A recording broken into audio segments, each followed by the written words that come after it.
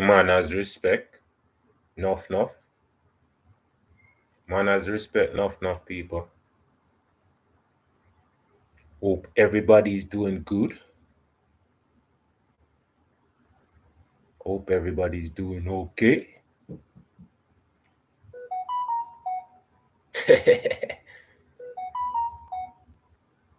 You see it, people. So every time I go live and I don't hear that, that means the notification is not on. So you guys have to press the notification or just listen in rerun, people. I mean, we don't need 10,000 people one time. It's the same information everybody's gonna be listening to. All them have to do is just rewind and come again. Right, people? All them have to do is just rewind and come again.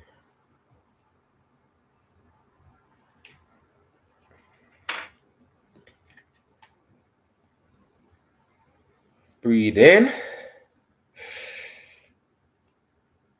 Breathe out. Breathe in.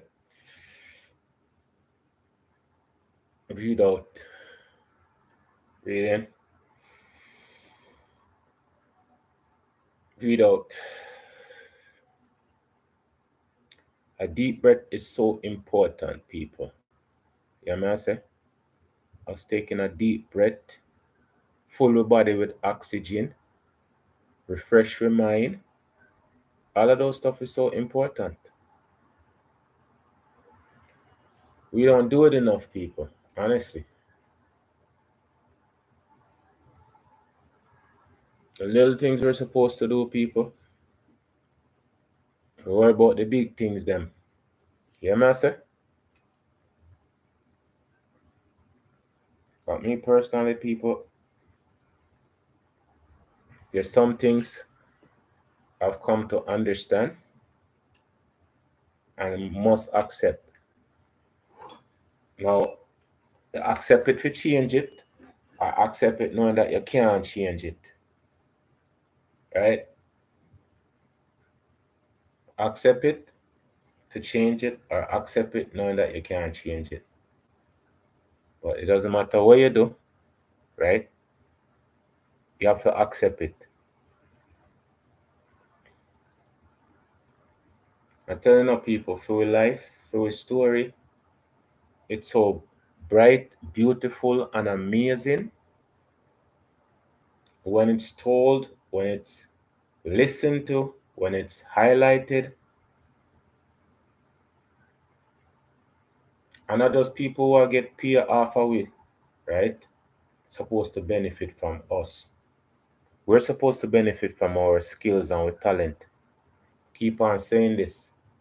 This world is a beautiful place, but it has some very unjust people. Not just unjust people, you know. We have people who are not humans. We have aliens. We have coconuts. We have so much different variety of people, but everybody expect everybody to be the same. Even people you know for your whole life could be different.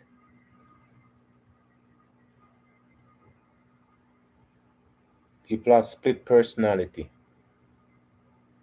fork tongue. Some people is just evil. Them born evil, them live evil, them dead evil.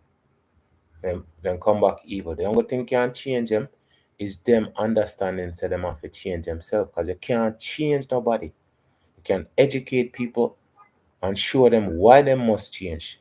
But it no means that them are going to change. Because it's not everybody who cares about changing.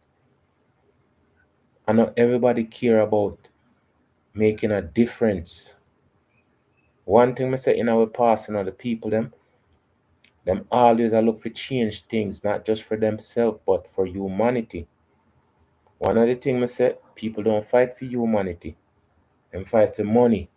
Them fight for sex. Them fight for drugs. Them fight for land. Them fight for everything other than humanity. We are human, because we have all the criterias that a human supposed to have. Now, a practicing human, that's a different story. Because every day we get up and we can pray to somebody we never seen before, right? But we do not get up and act like humans to each other. And all it takes is respect, All it takes is for we to respect ourselves enough to respect each other. And I see people, we don't have respect for each other. We have contempt for each other. That's why it's so easy a person can just decide say them I'll get $50 to box up a person and then take the $50.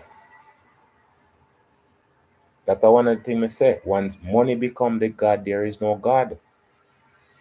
Once money become a person God, there's no God. Money is just a tool. So all of them things I'm telling them, all of my life, I always look on things differently, I have a bag of friend, a bag of people. I'd rather have 2 good people in my life than 100,000 people when I don't know.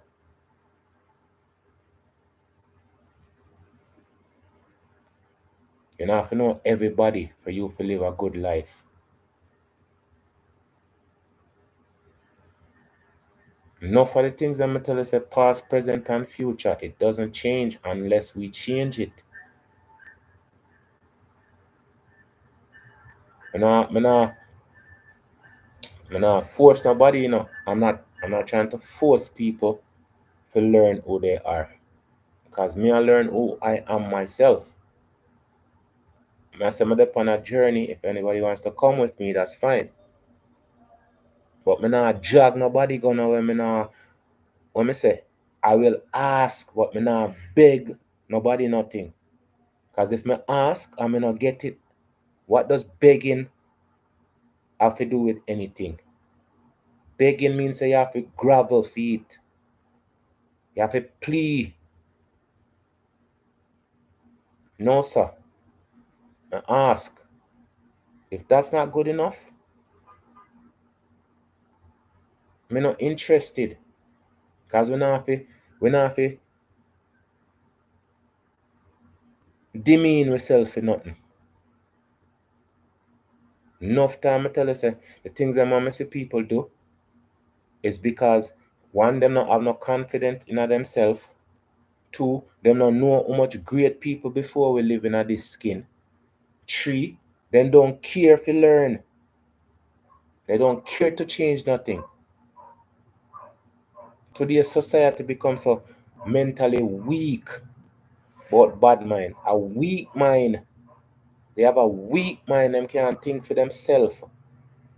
How the hell you see somebody work so hard for where them have and you strong, healthy decide say you are gonna take where them have for yourself. It's still not yours. And not for your own. Enough of them people are living in a big house and a big car. And not for them own. Them not own it because they never work for it. They never earn it. So enough of them things that we may see now, it's weak-minded people. The generation before us, pure strong-minded, strong-willed people. The only people we have strength for after we self. You know, see Thomas Tissoud. Thomas Tissoud beat the people them every year them get them annual beating. And this a man live for see 82 or how long him live for see. Me I get beaten for nothing. Me I telling you say all of the people them we pass off, right? Before us. Enough of them rather die than live in the condition where them live in. I tell you say that's something I always feel and that not change. That don't change. Because enough of we think that just because we have money we can escape from what it is. That's not escape. We're not still in it. We're not in one different part. Moment you no lose no money, you not see which part on the day. If money are the only thing where people recognize on us with, associate on to, and not exist. Come say them people are print trillions and trillions of dollars just to burn it. Them just make we a fight for something that's readily available. We have the skills and supposed to pay for with skills, but then rather get with skills for free. I'm gonna tell you that some people in a with skin, they're not like us. Them, not like us. And at that me I get to understand. This is why this journey for me is so important, I'm gonna tell you, so you can't make it with the people them who don't want you to make it. Your main objective is to make sure say you know attain what me say. Then me spend more money so you not get no money. They'll spend more money to stop you from get your money.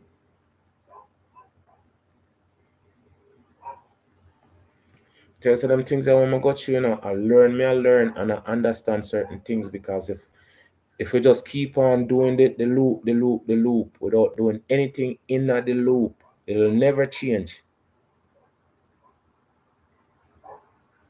And now I understand how important them things here is. Not just for me, but I say some people don't care. I'm gonna reach out to people and I send them stuff like educational stuff. I tell us if you don't have 5,000 followers, that's pretty much what it comes down to. So how much follower you have makes you a brand, right? So just like what them look, if you know wear Gucci and all of them things, I'm tell us that something have so much content when me have to highlight and show. But me say it's not for me to get overwhelmed and create like a confusion. It's for me to keep on going, keep focused on the part that I'm supposed to focus on, past, present, and future, because it doesn't change. It doesn't change unless we change it. So one of the things I'm gonna tell us to people, I'm reaching out the past and I find I'm never me are reaching out people. The people them just are reach out to me because enough of them people I'm tell us that them story is so incredible. But if we not tell the story, them nobody not tell them, because the people them commit the atrocity against us.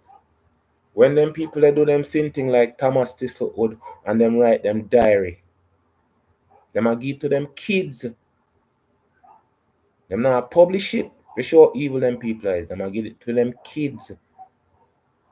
Thomas Thistlewood did have a black woman, right? You don't even know if she did have kids. But just the fact that him did have a black woman as him woman or side chick or whatever, cause a regular assault them get. Enough of them things that people tell us that just because me tell us I was here before. The day before, I feel it, my forefather them in my skin. That's why I could never bleach my skin. The moment you put bleach on your skin, you erase them. You actually literally kill them, box them up. We have so much lost souls, so sick and disgusting. Sometimes just to see, oh, we just become a bunch of senseless preying on each other. Use Christianity for whatever we want to use it for, not for the benefit of upliftment. Tell us that this is a lifetime, people. It's just for me to be aware. Come and tell us that we're forward, I was here before. I'm telling us some of the day before. I'm telling you sometimes people, when you talk to people about certain things, they don't believe. Understand? Because they don't understand. And they don't want to understand. Entertainment. We love, I say, Even the TikTok sin thing them, the people them put in laugh track on the sin thing. And so the people them attack and they laughed. And I said, how stupid the people them actually are program the idiot them to laugh on the stupid things. But that me I try show you, you know. Them people are study, them people are research, them people are deliberately sit down in them laboratory and I work and we, you know. And we not do nothing to help yourself. But I said this is not for this generation because the people them done said this is one last generation already. So why you want find somebody where last? This is for the next generation. Anything we can push out there for put in them brains. So them don't have the TikTok mentality. The limitation, we're unlimited. Them people are evil. And the people them agree with them people are evil too. So when the lady talk about, oh, you know, evil, no, evil don't have a color. It just have a shape. Evil don't have a color. It have a shape. Enough of them things I'm tell you, say, enough people don't understand. Some people can't dive within themselves, them shallow. Your next man talk about the devil in the there's no bloody enough to stop life on the devil. There's no devil in the detail. So when them say all them things there, it's like the things them always say, we never think about it. We just say it. And since we are so repetitive type of people, we just keep on repeating the same garbage and things that in somewhere sense or form it makes sense. If you don't listen to an idiot, no matter how much time you don't listen to him, he's still gonna sound like an idiot. So when the idiot them infiltrate the community and drop off the baggage of the idiots, and somebody with sense pick up the baggage, and then them start talk and infiltrate with the stupidness. If it's stupid, it's stupid. Why do you say it? It absolutely make no sense. I'm telling some people, I am so happy, right? Because I'm not have to try impress nobody. I'm not here to impress anybody. I'm just there. I create my own content, right? And if one and two people come along and them have understanding, then I learn something. You know the sensationalism, you know the come I tell you say all you have to do is go up on TikTok and disrespect everybody. Tell everybody about them mother, do all of them despicable, disgusting, nasty things there. But that's not me. And I don't want to be like that for make a dollar. Not when I have skills, real skills. I'm not my one sauces, me tell myself to support the business. But me say it's not just because me not have my pants off on my backside, right? I'm gonna come and disrespect people and all of them things that right. But me say we contribute to our own destruction. We are part of it. This is why I say me rather do this. Go about my business so I can feel good. If somebody want come stab me in my back just because me I highlight them things, them great people, yeah. Obviously, you know who him is. Or them is. Because we always have people in a we community we sell we out, you know. That's why I same time I look on YouTube and I see the people them and them agenda.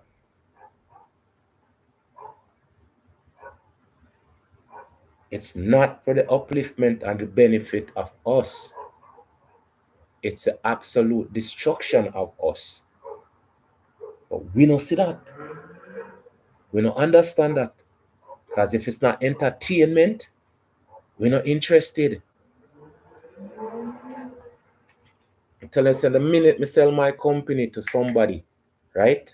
You're going to see how much sauce I go sell.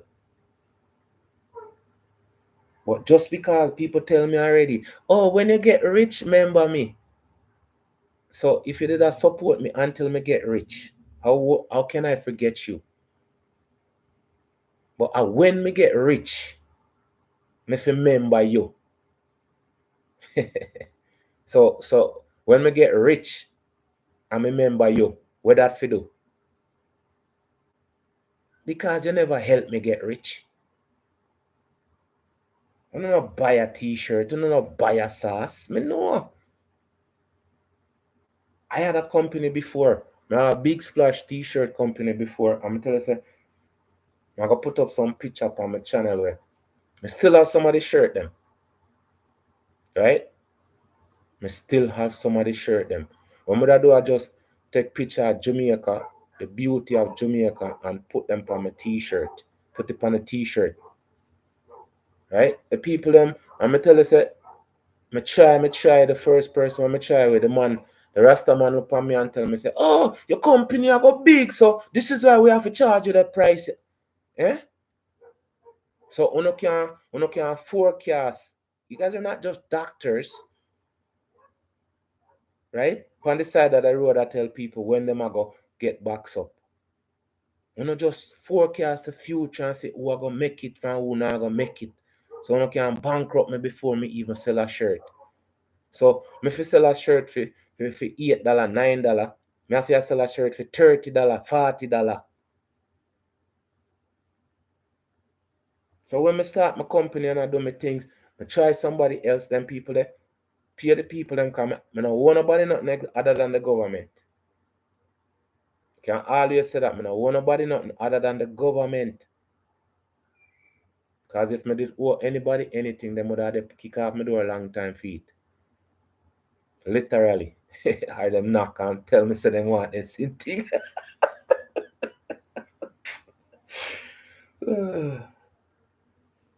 So my company hook up with the people them instead of them for screen still screen it, the people them do tape on, press on. I not tell them I try do my thing, you know. I not tell them I say me independent. And anybody know me know say I saw me tan. Me not in or nothing with nobody. Right? Me not no mix up and no. I just want to do my own thing, create my own destiny, live my own life with the people that I care about you or care about me. I'm going to tell you, say that's not much. Because you can't say you care about me and not show it.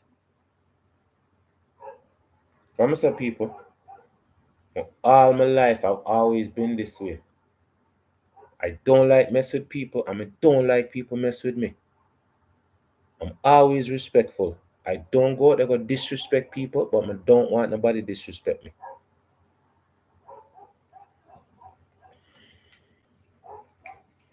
People me say I can't sit down here and chat all day and all night, you know.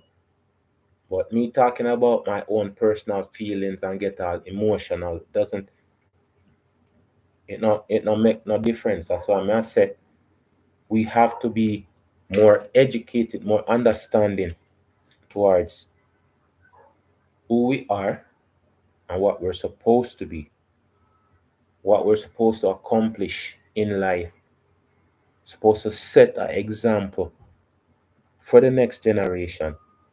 That are the key thing, you know. Because when you look at how great them people that was before us, them set the blueprint. Them set the blueprint, people.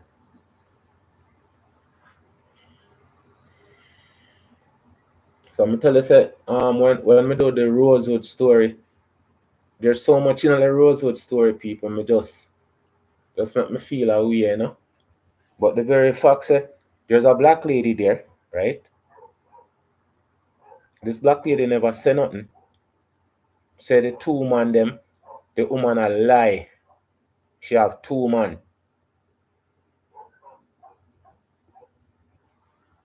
And then she go back to Rosewood and tell the people them at Rosewood, say, yeah, um, it wasn't. Them still burn down the town. Them still lynch people. So enough time to tell you, say, it's like say we not care enough about each other.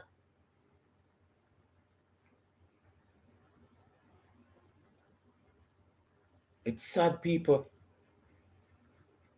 It's really, really sad. That's why I'm saying now I get my calling. Because I tell you, I love cooking with a passion. I love create new dishes, new sauces and them things there. But what they say every day I cook and all to them I never eat none. Till that Sunday I not eat none. Earlier I have some tea. I say sometimes I don't feel like eating. So people tell me, oh, you have to fast. And no, sometimes you need to stop eating. I don't know about this fasting. What about slowing? Eh? Sometimes I need to stop eat so the body can break down all of the food, take out everything, the energy out of the food. If you not eat good food, first of all, if you take energy out of.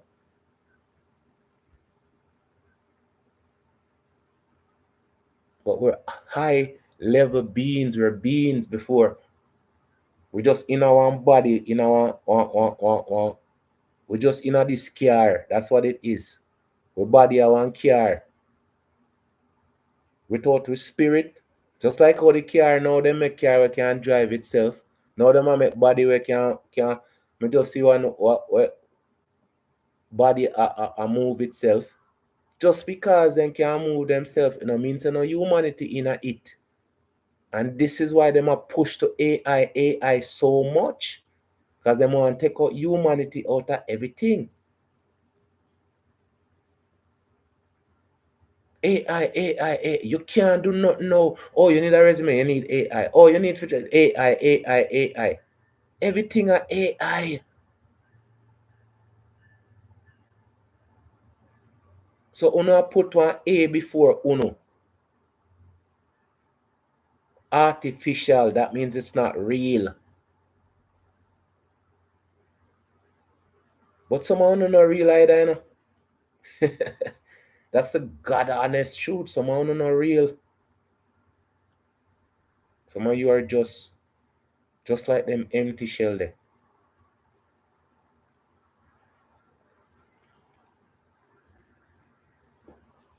So this is one of the story. So I listen to the story and I'm gonna tell you said, I swear to God, this is me. I feel said this is me, cause I'm gonna tell you said, even Friday I sit down and I talk to my aunt and I tell her some I've been here before.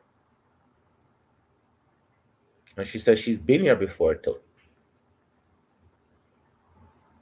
Because what you think, new souls is just coming trillions and trillions.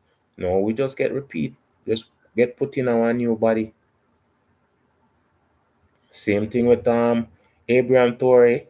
Them them say Thomas Sankora, right?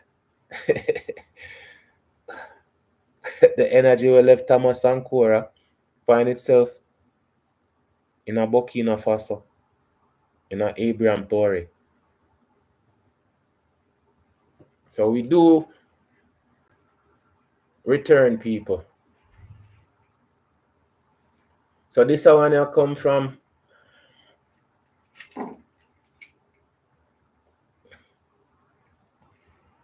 this one comes from Julian Johnson Law. And just subscribe to him channel. Right? And it's L.Q.Ivy, a black teen, a lie and a horrific lynching in 1925 Mississippi.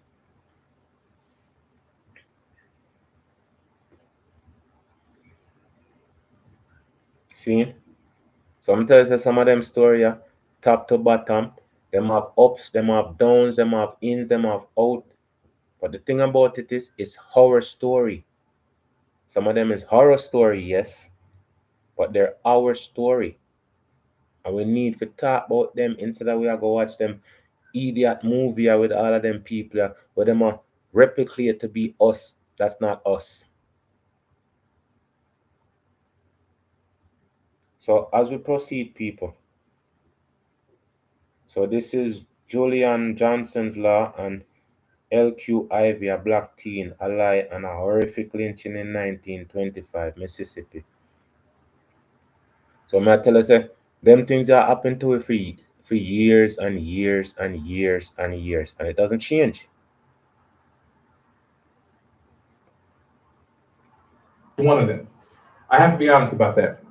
This story is absolutely horrific, but it's a real story. It happened to a real black person during a time when stories like this were common. This is the kind of story some people want to forget about. They don't want to talk about the brutality and the pain that black people endured for centuries. But this story has to be told. It has to be told so that the memory of those who lived and died in injustice is not lost to injustice. They matter. And what happened to them mattered. This story is just one of thousands. Before I tell you what happened in the story, let me set the scene for you first. Because I want you to understand what I'm going to tell you was not an isolated event. I've talked before about lynchings in Mississippi and how bad they were. By 1962, at least 538 black people had been lynched in Mississippi alone. It was the highest number in the United States. Even though Georgia and Texas were close rivals, Mississippi was the worst. It was also the most embarrassing state for members of Congress who opposed passing federal anti-lynching laws. Mississippi ranked first in every category. First in the most lynchings. First in the most multiple lynchings. First in lynchings per capita. First in female victims. First in victims taken from police custody. First in lynchings with no arrest or convictions of the mob. First in public support for mob justice. Until the late 19th century, hanging and firing at victims were the most common forms of lynchings in Mississippi. But as overall lynching numbers began to decline in the 20th century, the mobs grew even more gruesome and barbaric. Mississippi mobs lynched black people with blowtorches. They tortured victims with hot irons. They drowned them. They bludgeoned them. They dragged them behind cars. Okay, people, and that's one of the things I say, past, present, and future. Because them charge one youth, I think it's them sentence him for mostly 11 years. But the man use the hot iron and burn up the girl in the dam. You hear me I say? And the man all that talk about this time handiwork, people. So that's why I say evil. Evil, it doesn't have a color. You hear me I say? It doesn't have a color. It's just evil. As we proceed, people. Evil doesn't have a color. Evil is just evil. They dragged them behind cars. Whereas mutilation was once rare, it became commonplace. Between 1900 and 1940, at least 15 black people were lynched by public burning. One newspaper called these Negro barbecues. In 1904, Luther Hobart and his wife were lynched by being burned alive after he was accused of taking the life of a white planter. A crowd of 1,000 gathered to watch. Before burning them, the mob cut off their ears and severed their fingers, and they gouged out their eyes, one by one. And as bad as this sounds, in this video, I'm going to tell you about an absolutely horrific story. A story about a black teen in Mississippi. A black teen who found himself a victim of Mississippi's most gruesome form of mob violence. L.Q.Ivy was born to Jim Ivy and Allie Peckus in 1907. He was one of several children. Both Jim and Allie were the children of formerly enslaved black people. Jim was born in 1872 and Allie in 1884. The two married in 1903 and had 7 children together, 4 girls and 3 boys. The family worked hard as farmers, steadily building on what they had, and they did well for themselves. So well that Jim was able to do something that not a lot of black people were able to do. By 1920, he owned his own car. This was no insignificant feat. Being able to purchase a vehicle was a sign of upward mobility and financial stability, something practically no black family had during this time and only a small number of whites could afford. In just 3 generations, LQ's family had gone from the chains of slavery and bondage to defying expectations. Black people were supposed to stay at the bottom, but they refused. L.Q.'s ancestors, two sisters named Harriet and Lottie, were enslaved in South Carolina and brought to Texas by the Pegasus, the white family that owned them. They walked a perilous journey, moving from one state of bondage and brutality to another. Most people have. People, I'm gonna tell you, so life wasn't easy for we then, you know. Life wasn't easy for us. We had to make it in the worst circumstances. You hear me I say? We had to live in the worst situation. And we come out of them situation there. But it's still not better, people. Bondage and brutality to another. They left slavery and entered freedom with nothing. And yet, just a few generations later, their descendants were thriving. But all of this was about to change because, as I said before, during this time, injustice was always lurking around the corner. And it didn't matter how hard you worked or how well you were doing in life. All that mattered was race, and all that mattered was injustice. By 1925, L.Q. was around 17 years old. He was described as a quiet young man with a good sense of humor, someone people enjoyed being around. He was funny, but he was also respectful. He was likable, but also kind. The type of person who was always willing to lend a helping hand to someone in need, regardless of who they were or where they came from. One day, LQ helped a white man named Jeff Prather. Jeff's car had broken down, and when LQ saw him stranded on the side of the road, he didn't hesitate to stop and help. When Jeff offered to pay him, LQ refused. That was just the kind of person he was: kind, considerate, and selfless. And he had a girlfriend too, a young woman named Inez Williams. His parents, Jim and Allie, often said that LQ was the kind of son every parent hoped for, and they considered themselves lucky to have him. LQ wasn't. And that's how I consider myself, you know. Right? That's how I always look at myself. Me help anybody when need help. Right? Me not have a problem helping people. I helping people with a smile. That's what we're supposed to do, people. So when I say I feel a brother in so many ways because I tell you say when I listen to it and hear out of money, the character of this person. The man was not some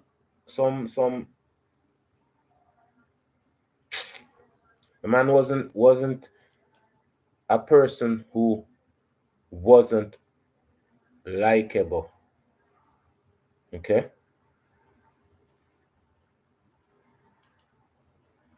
As we proceed, people.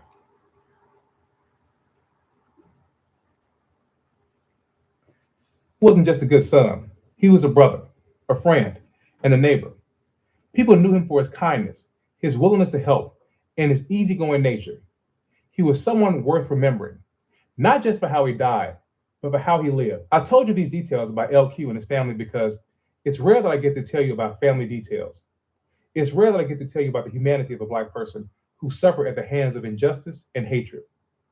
So many times, the dignity of how a person lived is forgotten, buried beneath the loss, the trauma, and the pain they suffered. The lynching often overshadows the love they had for their family and friends. The brutality they experienced is told, but not the bonds they built in their community. We know of the cruelty they endured in death, but not the compassion they showed in life. We know the lies told to justify their death, but not the legacy they left behind. We speak of the horror the mob inflicted on them, but we don't speak of their heart. And that is the byproduct of injustice and racism. The love and the life of a person are hidden behind the lynching tree of terror and shame. We've spent time learning about LQ, his life, and his family, and the love that surrounded him. But this is where the humanity ends and the brutality begins. From here, the story takes a turn into something truly horrific, something that reveals the depths of cruelty and inhumanity. What happens next is a reminder of just how deep hatred can go. September 18, 1925 was supposed to be just another day for LQ, and it was one he was excited about because he was going to make some money. Okay, September, people. You see what I tell you? A very fact said this, man. It happened to him in September. Me born in September, right? I just feel a close connection to this story, right?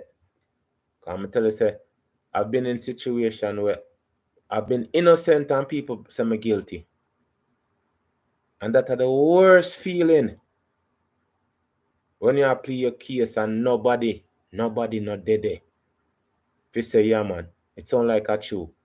Even that, nothing. Then just say, yeah, lie. As we proceed, people. It was one he was excited about because he was going to make some money. LQ had been hired by a man named Lawrence Gooseby to cut timber on Gooseby Sawmill. That morning, he left his home in Lafayette County and traveled to Union County, where the sawmill was located. He was prepared for a long day of work. Now, you have to understand, cutting timber was hard work. It was a job for men, demanding both grit and strength. The fact that 17-year-old LQ was hired for this meant something. He was stepping out of boyhood and into manhood, and he was ready for this, ready to contribute, to build, to continue his family's legacy of progress. That day, LQ worked alongside three other young men, Cleveland Jones, Shrill Kilpatrick, and Spencer Ivy. Together, they spent the morning cutting timber under the brutal and unrelenting Mississippi sun. By lunchtime, they were exhausted and ready for a break. They made their way to a local well to get a drink of water. Little did LQ know, this would be the last moment of peace he would ever have in his short life. At the same time that LQ and the other young men were resting from their workday, something horrible was happening.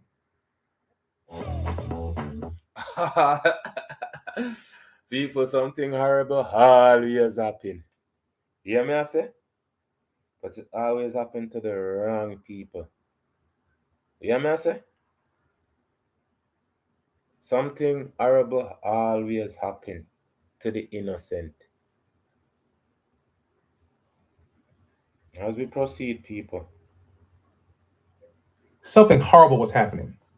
Bessie Gaines, a 22-year-old white woman, reported a crime for which there was only one punishment, a crime where the mob never waited for the courts, a crime where they saw it as their duty to carry out the arrest, the trial, and the execution on their own terms. Bessie Gaines was from a prominent family in Union County. The family lived in Etta. Her father, Bob Gaines, was a prominent and well-known farmer. On Friday, September 18, 1925, the same day LQ was cutting timber for Lawrence Gooseby, Bessie claimed that she was attacked. She said that she had left her baby inside the family home and went into the field to pick peas. That's when she said a black man attacked her. She let her You see again, people, back to this black man attacker thing again, right? Rosewood, people, Rosewood. authorities that she was in such bad condition that she had to crawl back to the house. When her family found her, she was so distraught she couldn't speak clearly. A neighbor immediately drove her to Mays Hospital in New Albany and called Sheriff John W. Roberts. Sheriff John Roberts wasted no time. He gathered a posse of men and dogs to hunt down the alleged perpetrator. They took the dogs to the pea patch where Bessie said she had been attacked. The dogs sniffed the ground and then took off running. The men followed through the fields and the woods until they came upon three black men cutting timber: L.Q., Cleveland Jones, and Shrill Kilpatrick. What happened next is unclear. We don't know what was said. We don't know what was done. What we do know is this: L.Q. was the one who was arrested. Why he was arrested, we don't know. See? Why was he arrested? We don't know. Remember, say three of them did enough people. And then take one man and say one man do something. So one to the other two man. How comes they can't say, yo, adapt me I tell you, it's like how comes nobody not say, yo, it's the wrong person, it's not him. I'm gonna tell you so it's like so we're always around when them things are happening, But we not try to change nothing. There's enough time in a situation, trust me. Just can't see myself being in a situation where say injustice are going on and nobody not say nothing. There's three of them there. How comes for them word never good enough to say it wasn't him? Or them like me not understand why them pick him of all people. And of them things that haunt me, come tell us the man never do nothing. So in time they ask me, Why them hang me? Me tell them say nothing. Because they don't have a reason for hang you. These aliens, these are not humans. Them take the title of something that they're not.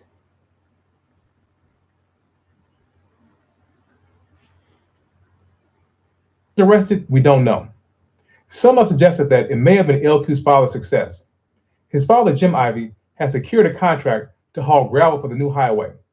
In a time when white people were struggling, Jim's success was seen as an affront to white rule. He may have been a That's the next thing, people.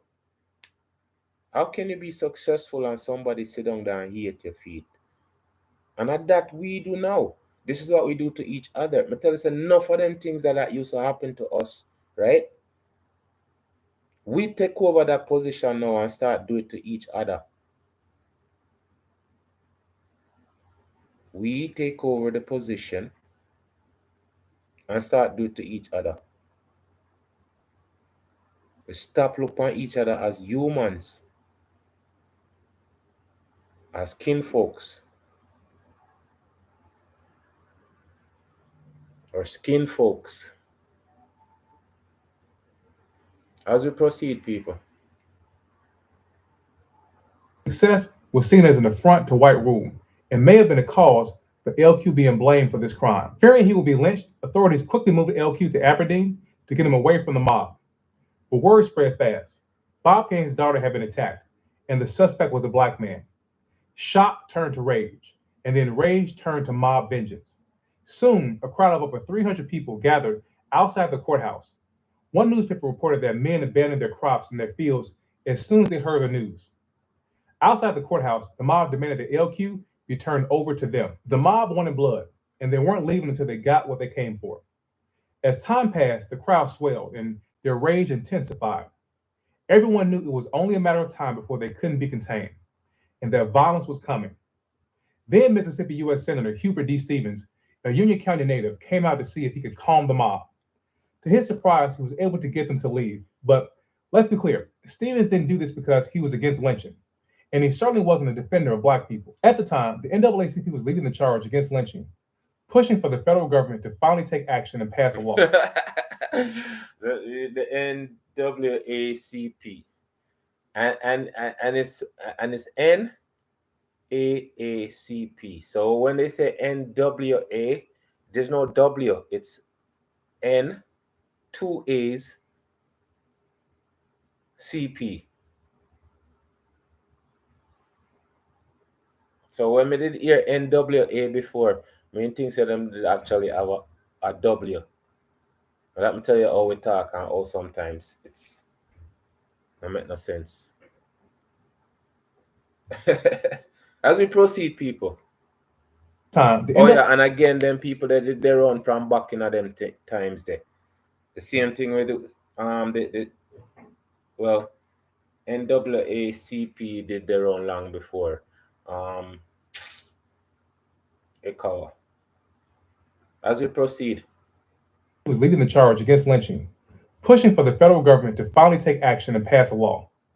Over 100 anti-lynching bills were introduced in Congress between 1882 and 1952. Not a single one of them passed. Southern legislators, including men like Stevens, led the opposition. Their reason was that the federal government had no right to tell Southern states how to handle their black population. And Stevens feared hear them now? How to handle their black population. How to handle their black population. Not how to treat people like with respect and with dignity, you know. So them feel say they have the right to dictate how we live or die. Eh? But tell us that people past, present, and future not change, you know. population. And Stevens feared that L.Q.'s lynching would be another reason to point the finger at Mississippi for why a federal anti-lynching bill was necessary. The mob leaving was only temporary. They had no intention of letting this go. They were only going home for the evening. Soon, plans began to take shape to ensure that they would get access to L.Q. A group of men from Etta obtained a writ from Judge Thomas Pegram, requiring Sheriff Roberts to bring L.Q. back to New Albany. They told the judge that Bessie needed to see L.Q. to confirm his identity because they feared that she might not survive her injuries. But this was clearly a setup. Sheriff Roberts had no choice but to comply. But he also knew that if he brought L.Q. back to the New Albany courthouse, the mob would seize him. So instead, he quietly took L.Q. to the hospital for identification without the mob knowing. Inside the hospital room, Bessie sat face to face with L.Q. Also in the room was Sheriff Roberts, Judge Pegram, and attorney L.K. Carlton. They asked Bessie if L.Q. was the one who attacked her. She looked at him and hesitated. Then she said she thought he might be, but her answer was uncertain. Attorney L.K. Carlton wasn't satisfied. He pushed her further. He said, if you testify in court, would you say L.Q. was the attacker? Bessie looked at L.Q. again, and then she said, I think I would. Her response left more questions than answers. Even her own father, who was in the room, also expressed his doubt that L.Q. was guilty. We need to step back for a moment and take in what just happened, because this wasn't just a legal process. This was literally a life or death moment. L.Q. was still a child, still a boy, and yet here he was standing in a room with grown men who were deciding his fate. Make no mistake about it, no one really believed that L.Q. would see the inside of a courtroom. Everyone knew what was going to happen, that he would be lynched. And on the question of his so-called guilt, of whether he was the attacker, no one truly believed that he was. But did that even matter? Because for Black people during this time, the accusation was the conviction. Can you imagine how L.Q. felt? That me I try to show you, the accusation. All them officers accuse you of anything. And you think say change? That's the thing, people. 2025. This happened in 1925.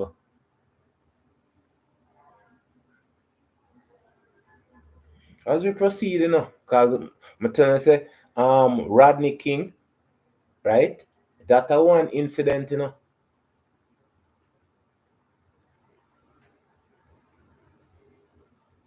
George Floyd, and now them I look for all pardon George. Me no know. Okay, what's the reason you that somebody that think for pardon George Floyd? The only reason I can think of is say them agree with what him do. So past, present, future are the same thing we all look upon. As we proceed. Imagine how L.Q. felt? What must have been going through his mind? This was supposed to be a normal day for him, a normal day of work. His chance to prove to his father and his family that he could contribute. And now he was standing in a room watching his life be negotiated. I can't even imagine the fear that took over him, the hopelessness that must have set in. But maybe, just maybe, he had a small sliver of hope. What if they saw the truth? What if they realized I'm not the man they're looking for? What if they let me go? That human instinct, that belief that if truth is soon discovered, that things will work out. But in reality, that was not the case for Black people. That did not exist. We were never given the benefit of the doubt. We still don't get the benefit of the doubt, people. We still, what me say? I try to know some of the situation that when me in a personal, That's why I'm saying so. I'm so drawn to these stuff, right? Almost situation when me in. There's no benefit or no doubt now. People them lie. My God, I tell you some I have some cases when in the past when I bring people got small claims court and them things there. I can't bring in them things that go for them things eventually. I'm gonna get them and have a copy for sure. Say it doesn't change. So me not see why me could love entertainment so much when them things are so important for focus on.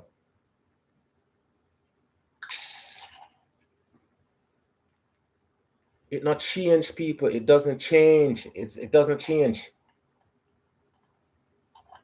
It not change. Because we things say change. The presumption of guilt, only the presumption of dangerousness.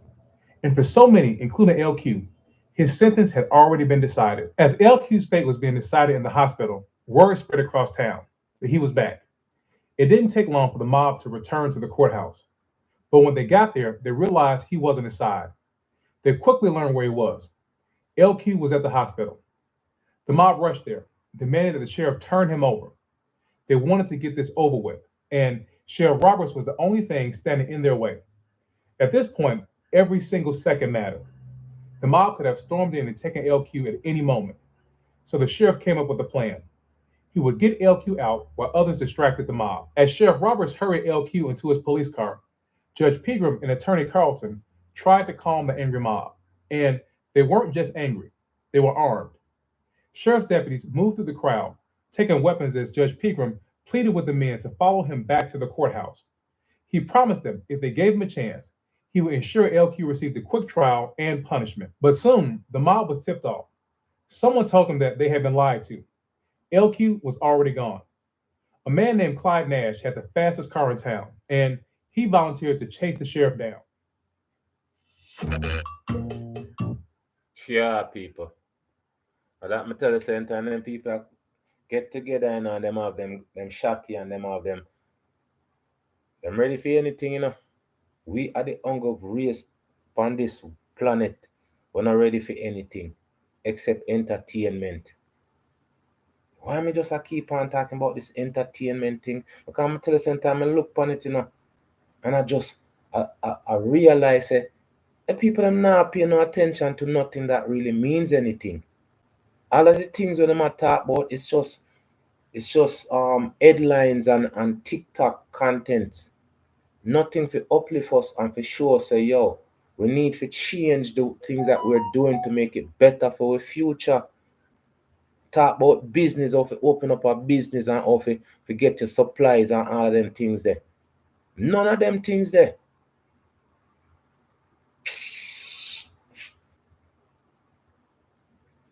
Nash had the fastest car in town, and he volunteered to chase the sheriff down.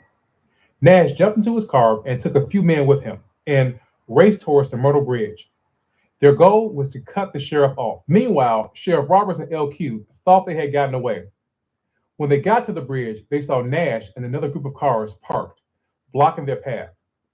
And soon, another group of mob members were behind them, blocking their path of escape. They were completely surrounded.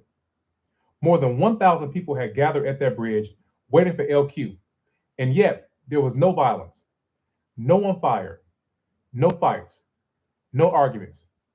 Sheriff Roberts simply handed LQ over to the mob, and then he was tied to the flatbed truck and made to run alongside him as the truck drove back to Rocky Ford. I have to ask again, can you imagine what this moment must have felt like for LQ? Don't move past this so quickly. Really think about it. I want you to stop and sit in this moment. Think about what must have been going through LQ's mind. A thousand. This man tell me I have to stop and I tell myself, look, I live that though, man. Within my skin, me have them experience that, so I have to stop and think about nothing. I just know. So that was my condemnation. Because when them people are judge your past, present, and future, them are judge you just like the dog where them put on the wall. No dogs allowed, no Negroes allowed, no Mexicans. So me know say that I'm a doom, because all the time you tell the truth, people. It's not believe. All them hear is her. That's all them hear.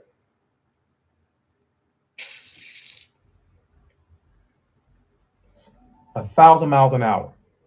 Questions like, what's going on? Are they going to hurt me? Take my life? I just want to go home. Where are my parents? Maybe deep down, he already knew that for Black people in moments like this, there were no second chances, no right answers, no magic words that could get him out of this. Oh, no magic word? No magic word? Huh? Why make you never do a wish? Why make you never wish to be anywhere other than there? Why didn't he just say, luck, just take me out of this situation? Huh? What make him never just wish him way out of it? What make him never lock him way out of it? That's why I say don't wish me nothing and keep on a lock. Keep on a wish and keep on a lock.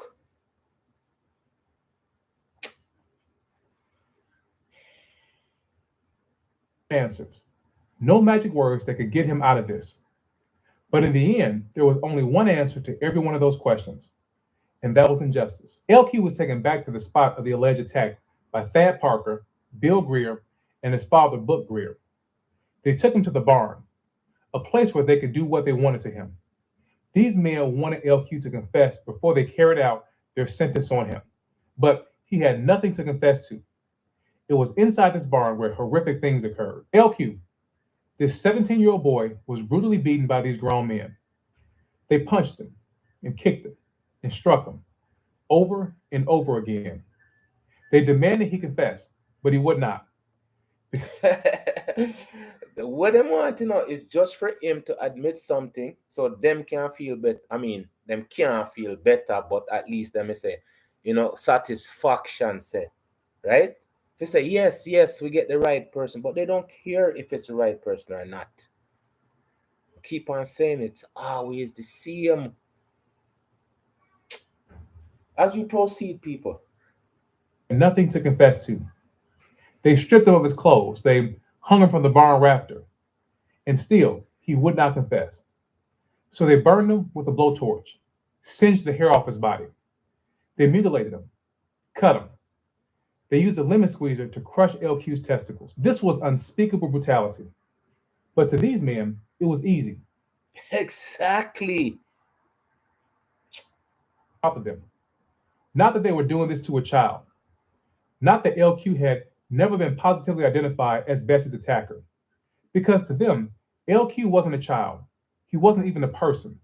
He was just another black body to destroy. LQ's only crime was being black. And that's our crime, people. That is our only crime, right? Our skin color. If you go out there go rob somebody, that's the next crime. But may I say, just having this beautiful melanated skin is a crime. Just because what? That's one thing they can't have. This is why when people in this skin and just treat it like say it's not worthy to be worn by us. That hurt me. Because all them treat we just because we have something we them can't have. But some of us is so willing. I tell you about the brother we talk about say him not sleep with him rather sleep with a dog. Yeah, him rather sleep with one dog than sleep with furry kind. And the dog has to be white. What happened to him? Yeah, she put a gunshot in him door. Yeah, man. As we proceed, people, come tell us the things that we're supposed to talk about, we don't talk about because guess what? Entertainment is easier and it's trending. I will never be trending. Because nobody know buy enough sauce so I can go trend. Say, yes, I sell 200,000 bottle of sauce. No. And I am fine with that. As we proceed. Bessie said a black man did it.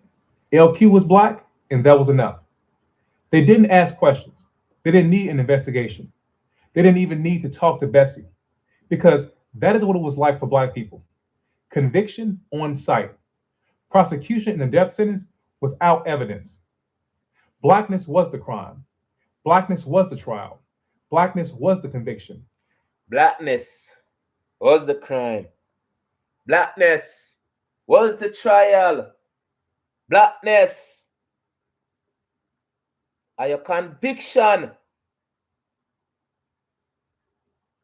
And that's why I don't like critics. Because them are the same convictors and condemners.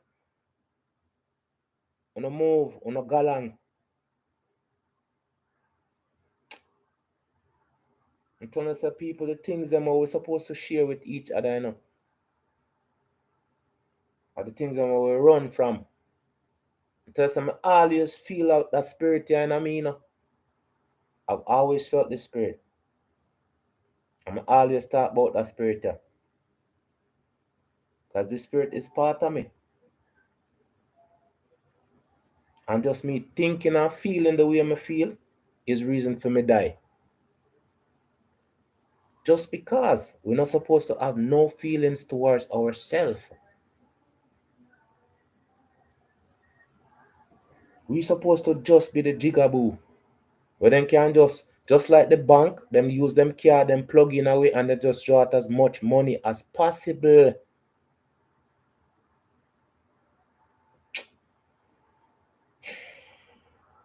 Was the conviction.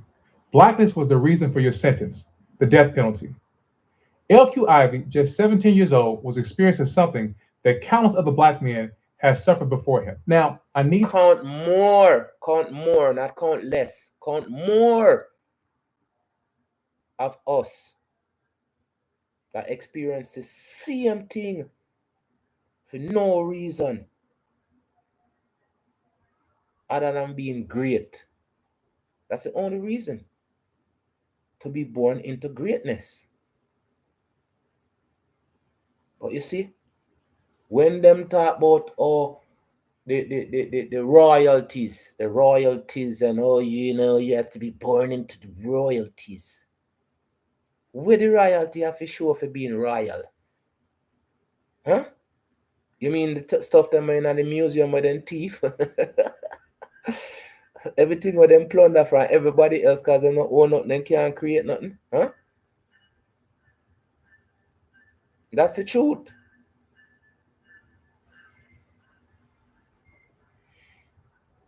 As we proceed.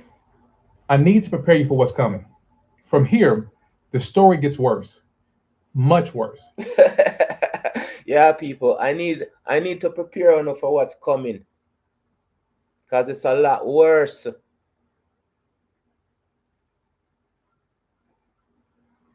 Unimaginably worse. I want you to know that up front. What I'm about to tell you will anger many of you. Some of you may even feel physically sick. That's how disturbing it is. But as troublesome as it is to hear, we have to finish LQ's story. We have to tell everything that happened. And me not have no problem. I listen to them things, people come tell us I live these things. I live these. They're in my DNA. That's why I'm say, before I'm dead, I go trust me. I go encode myself.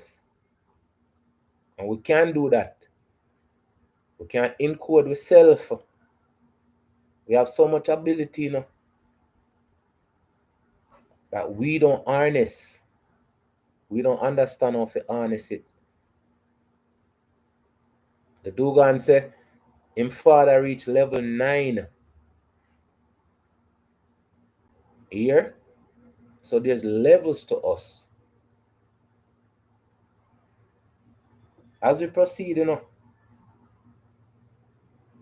Some refuse to believe this happened. Some try to erase it, but we know the truth because it happened over and over again. and over it's gonna be.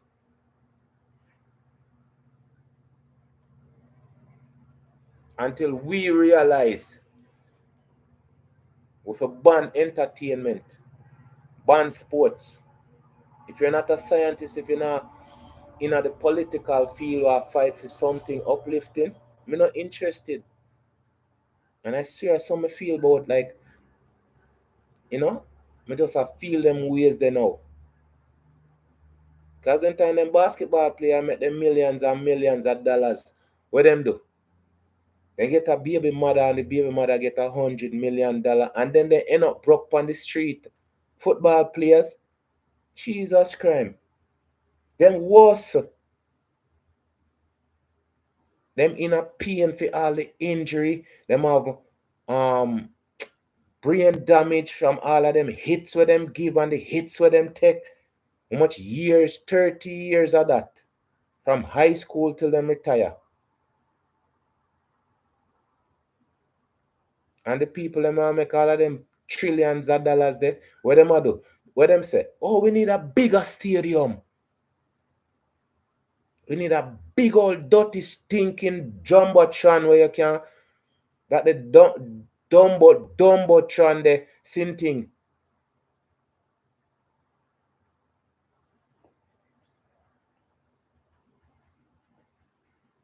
And we are jump and excited for them things there. And them things that don't benefit us at all and not benefit with future kids them. Me have grandpicking now. Enough grandpicking me have. Hundreds. Yes. Because me did know say them are forward, So for them parents, me try to educate them and teach them. Instilling in them certain things. It's encoded within us. I tell us how we are the original AI, We are the original intelligent beings. Then take a book from we, then take everything, anything what we touch to backside, we transform it into something greater. That's us. That's really us. But then gold, it's useless until you refine it. Right? Diamond, just a rock till you refine it. Who refine us? I know who demoralize us, dehumanize us, abuse us, lie upon us, give us no credit for nothing. Ansel and Gretel with backside, yes. Everything what we do, oh yeah, we can erase it. And we can write them story and show them what we do. But nobody now go believe. Because in our mind we have this idea, this thing. We say our greatness is outside of us. Meanwhile, the greatness is within us. I tell you something, when I got high school, when I have this basketball, he's a soccer player, but in play upon the basketball team. Things the man will do with soccer ball. My brother before him mash up him knee, him could have do them things there too. Some of them things there. I'm saying the things that when the man do with the basketball, him turn the basketball like one yo, the soccer ball like one yo. This basketball him treat it like one yo-yo. The soccer ball is like say it him attached to it. The man him can jump on the ball and walk on the ball. Like literally a roll on the ball. The man kick the ball, catch it at the back of him neck. The thing, yo, and it's just a ball. But just the ingenuity that's within us. That's not, it's innate, It can't be taught. When you go to school, when you go like a training school and anything, they're just bringing out more of the best of you. When you have the track and fields coach and them people, they might bring out the best, they might bring out more of you. The basketball player them, when them have the coach and them things there, the talent is there already. All them do is bring out the best. So athletic, it's natural. It's a sin for us not to be good athletically. Because once we have rhythm, rhythm gives you everything. Everything what you do, there's rhythm to it. Right? So all of these things is in us. We are the one we hate ourselves enough not to access us. But once a person access themselves, we hate that person. We are look everything to shut down the access what this person have. Either defame the person, um, yes, wish bad for the person, want bad for the person. Because it's not just wish, it's wanting it to happen. What me say? Instead of you go find yourself, you try stop a person who found themselves.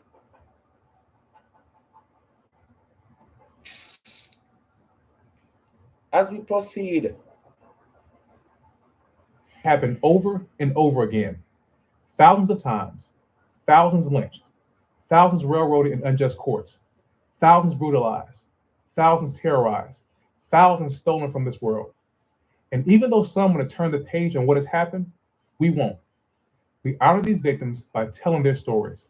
and that's what I'm saying. We can't turn the page because the page can't turn. Because if you turn the page, it's the same thing. When I was going through learning the 12 colors, I couldn't turn the page until it was time for the page to be turned. And then I didn't turn the page turned by itself. So the more we are trying to get to it from what we're supposed to know, it's more it's gonna remind us of what we're supposed to be doing. That's why I say once I start do this and I highlight them people, it makes me feel so good. It makes me feel like this is what I'm supposed to be doing.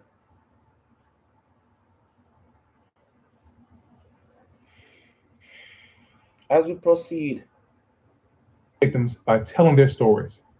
This is hard to hear, but imagine what it was like to live through this. So take a deep breath. We're not and you not live through it, people. We don't live through them situation, yeah. We die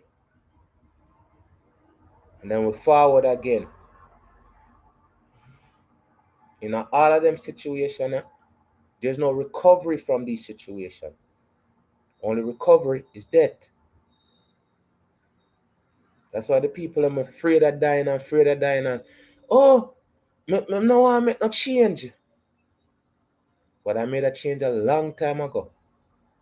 I sure don't know how long I make a change, because I always knew I've been here before. But every time you born them dummy you down, you can't reach your full potential. Them baptize you, them curse you, them curse you. They curse you. In them baptism, it's a curse. That's why I say for the next generation, you guys don't baptize on a kid. Let them be. Tell us enough things what that's within me. I can't explain it to people because people are so shallow. People live outside themselves. We become branded. So if you wear $2,000 jacket, you get much more respect than a person who's actually wearing a jacket. See the difference? If it costs $2,000, it's a different jacket than the one where you wear as a jacket. Because you have some monetary attachment to it. I'm telling say once them put anything and put a day and a number together and put some meaning, some Christmas tree around it. I mean some decoration around it. Yes. That's exactly how it is. I'm gonna try showing you something, you see? Even with the game them on the phone, right? There's nothing there. There's no game there. The game is within our mind. I tell you, I'm just it's not even real people, it's just in between dimensions. Because these people are not real. They're not real people. They're not connected to anything.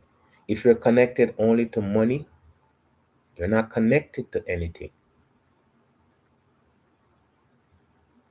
spirituality, to nature, natural. All of them things are so important to us, We just fall in something and I try to bring everybody in it. The crab them want you in the bucket, but the crabs are outside the bucket. Or the crab them reach in the bucket. Or the crab them reach in the bucket. The crab them outside of the bucket.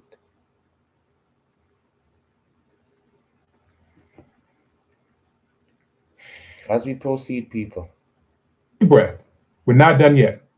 Now, let me tell you what happened to LQ. After torturing, brutalizing, and mutilating LQ, there was only one thing left to do, one final act of mob rule to carry out, and that was to take LQ's life. There was never a question, never a moment of hesitation. It didn't matter whether LQ confessed or not. His fate was sealed. Sealed the moment the dogs came upon him. There you go. And that are the baptism. Your fate is sealed.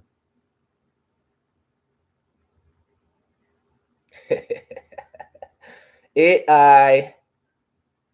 A long time I telling you, say, once I learn, it I got change.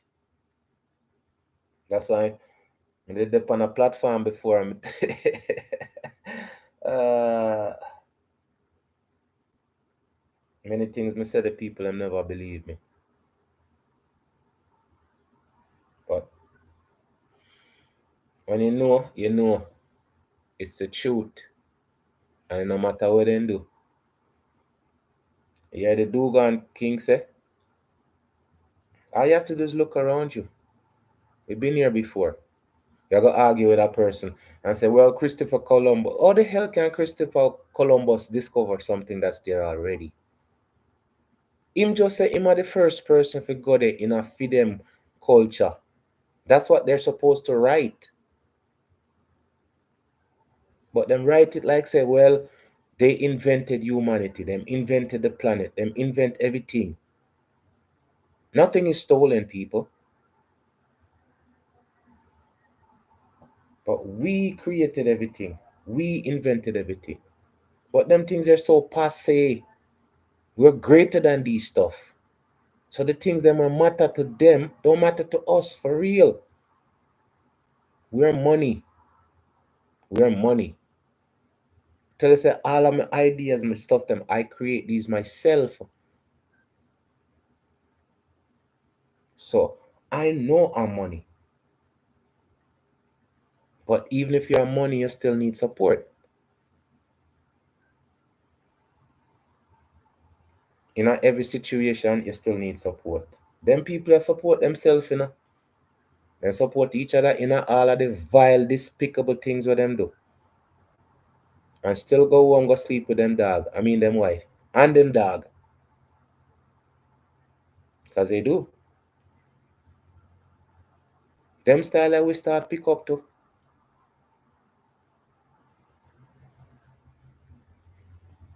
As we proceed. Fate was sealed. Sealed the moment the dogs came upon him and the other two black young men taking a rest at the well. And now the mob had one final decision to make, how they would do it. For LQ, a rope and a tree wouldn't be enough. They wanted something more, something worse. You see? You see?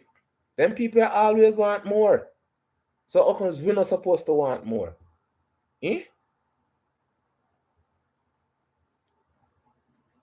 So keep on a lock.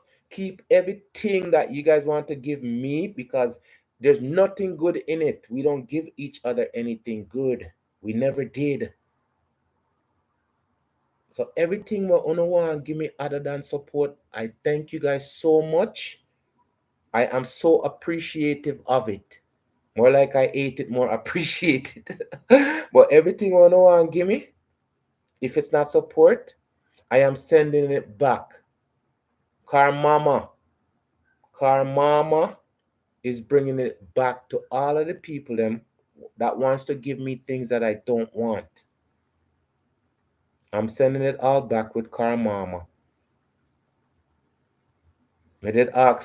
Before me did we did in our situation and me did ask my friend, what me fi do with it? Because when they send it come, what me fi do with it? And me actually left it on the balcony till it drop off. But no, me say, I am not holding back anything. Me I go send it out. Car mama is gonna bring it back. So if you don't have no good intention towards me, me I say it from now, you know. Wanna stay away from me. Everybody, this is straight out to the universe. And forward. From now on in my existence and the next one and the next one, if you have nothing good for me, I thank you very much. It's yellow month. Good morning. Good afternoon. Have a nice day. If you have nothing good to share, if you have nothing good to share, keep it. I am okay. I'm telling you, I'm hungry, right? But I am not begging. Me never ask for a cup of water. I am okay. And I will be okay until I get what I need. If you don't want to support me in this lifetime, in my endeavors, there's nothing I can do or want to do to change you guys' mind. To convince you know. No, because you guys are not like-minded people. That's number one.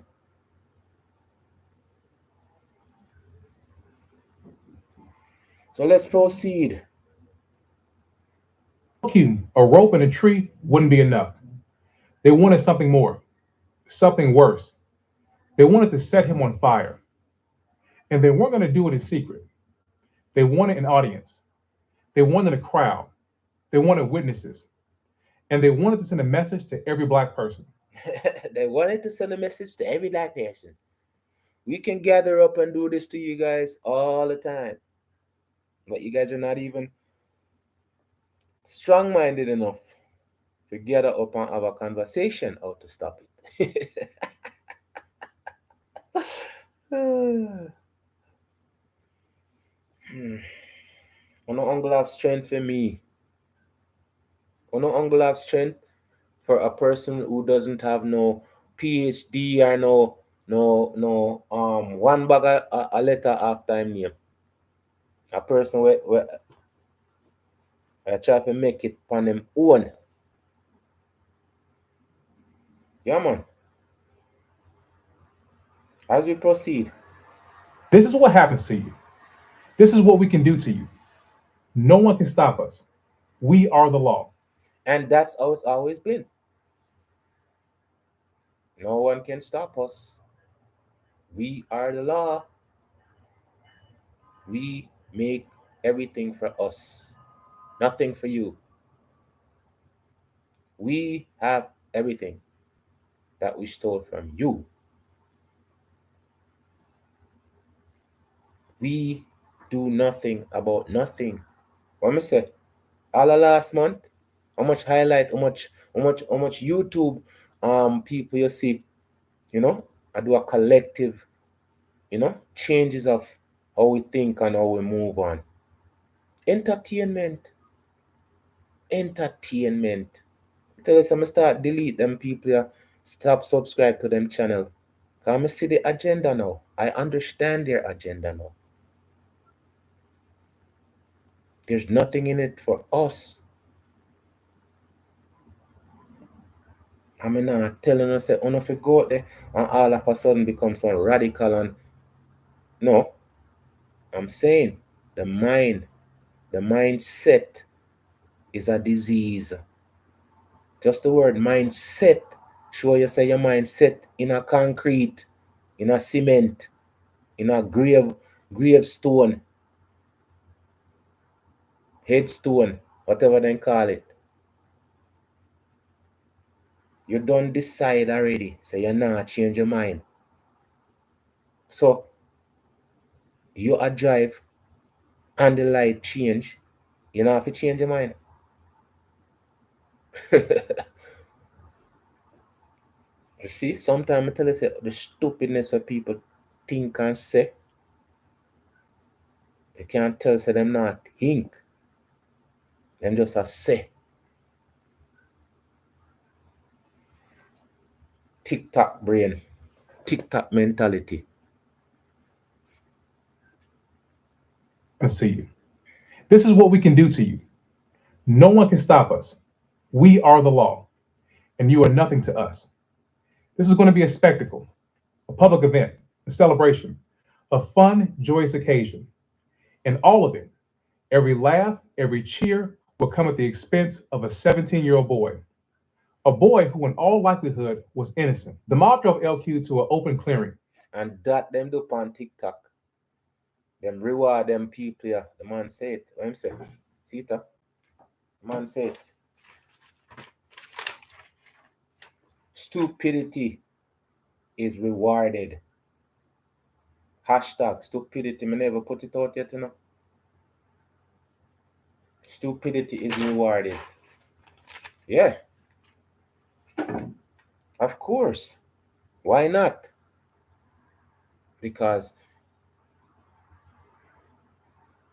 if you're supposed to focus on changing what's supposed to be changed, we have a future, we have a culture, we have love, unity, we have community.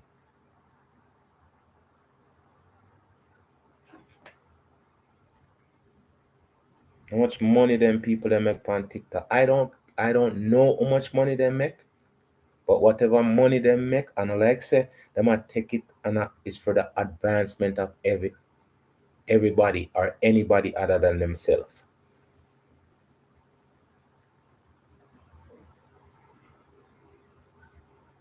I don't care about any other race because I don't live in any other race. I live in my race. I live in this skin. I live in this present. I lived in that past. And I'm gonna be in the future. I'm telling you same time them things that when these things, when a book comes out, one or two book comes out, at least from birth I will be able to know who I am and what I'm supposed to be doing. And it's not tearing down my culture. Because as you can see, 1925 them I do that. And long before that. The mob drove LQ to an open clearing, a place wide enough to accommodate the public burning. That's why I say all of them movie and them sin thing, they're the same thing. We were them movies. This is what them do for them entertainment. Um them did have a ice tea movie. I can't remember the exact name. I think it's called The Hunt. But the people them invite them on hungry on the street, you know. The man them um invite the man to go on one camping trip with them. Jesus Christ. And then did have a big ballad brother. The brother yeah did have a show on TV at The Rock. It was called. And this a man yeah, the man embodies them. You know what embodies them. Invite the man on the trip. And then bring the man on the trip. I hunt them, I go hunt the man. Jesus Christ. Oh, the worst thing you can do is full your belly and go hunt a hungry man. You know mad? I thought the worst thing. I'm telling you same time this a man ya find out what I go on. You know if you find a movie the Ice Tea as one dreadlocks.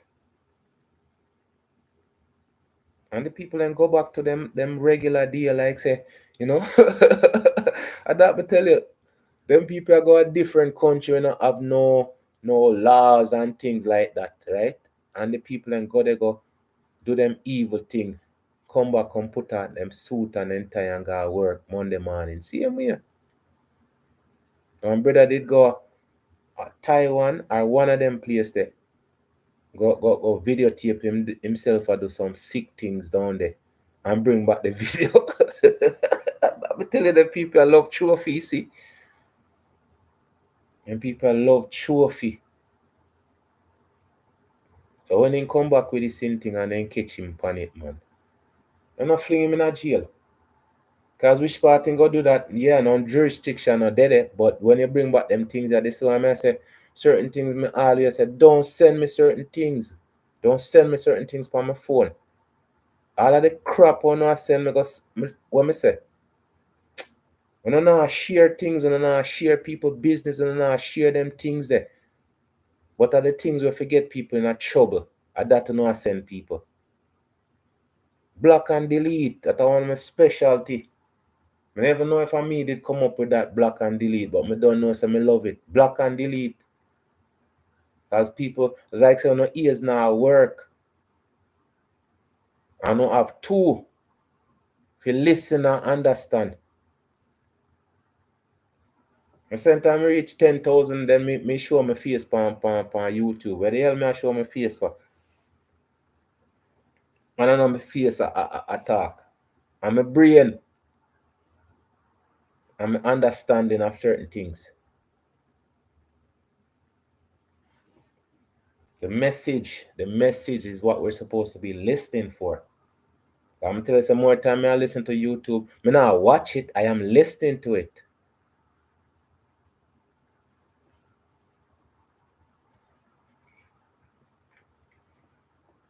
As we proceed,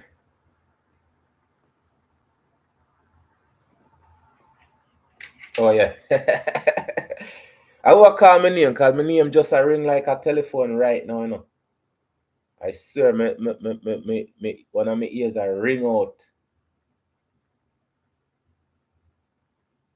I drove LQ to an open clearing, a place wide enough to accommodate the public burning. What was LQ thinking as they drove him to this execution? What thoughts raced through his mind? All I can think of is fear, horrific fear. Fear that makes you sick to your stomach. Fear that takes your breath away. Fear so deep, tears refuse to fall. Unimaginable fear. But fear. People, I'm telling you, say, yo, you see me? I'm telling about the situation. I'm talking about the situation. I got the liquor store and the people then call police for me and say me a thief. And police come and drape me up. The same thing. Search up my bag and all kind of same thing. But me never a thief, nothing. I tell you, so me never cry in front of them people, you know, because I know what them people I do. The same time I call what them call it there? Them have some board over here, some look into the woman. This woman on the phone. This female. I look on me and I tell me, say, oh, that wasn't racism. She know what racism is. Eh? Because she are working at them big office. All of a sudden, she's an expert in racism.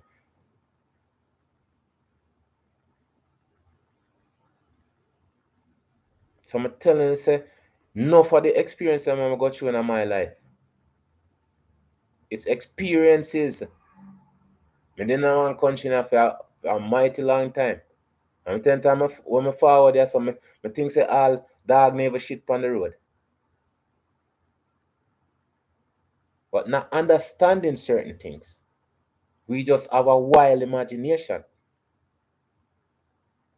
But that's why I say you have to understand reality. Right now, I argue with them SIB people. I'm going to tell you, say, at the same thing, the people them deny me 10, 30 times. Just because them can't deny me. Not because me I ask them for $100,000 or anything like that. When me get injured at the hotel, me never get no money out of it. The lawyer man get the money.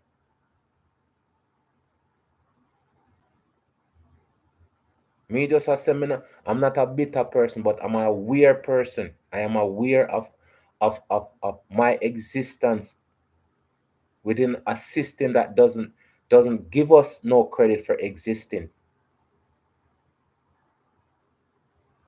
Them just look upon me like say we're disposable.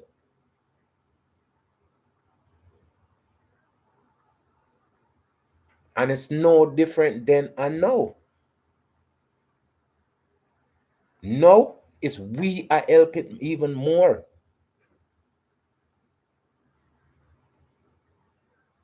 It's like so we buy into the system of eliminating us.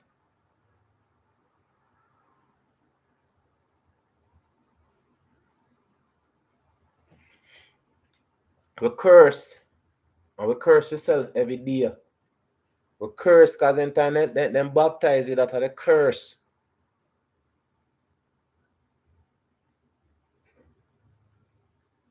The name, the Father, the Holy Spirit. I said the foolishness, you see.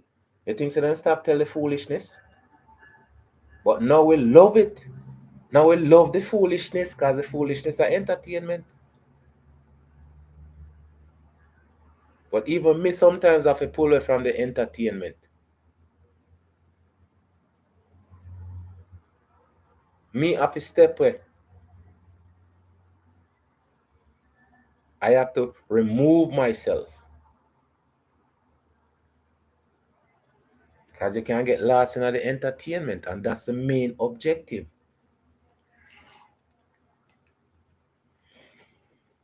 As we proceed, Fear did not stop time.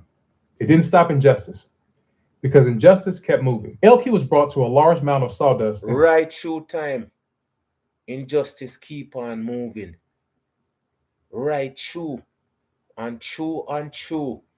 Injustice will forever.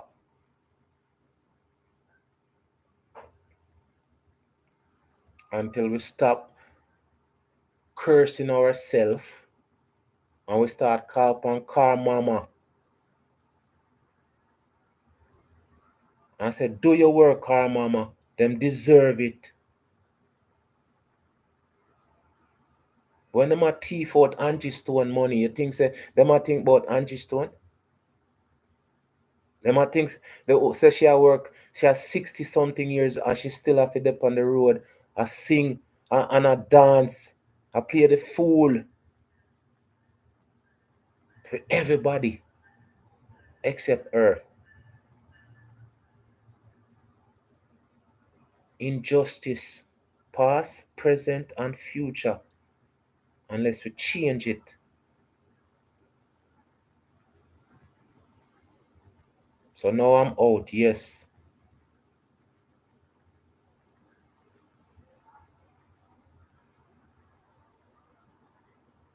It needs to be said.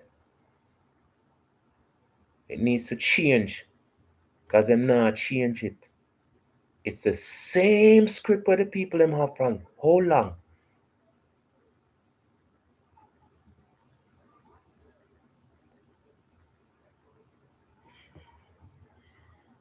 As we proceed, it's the 16th.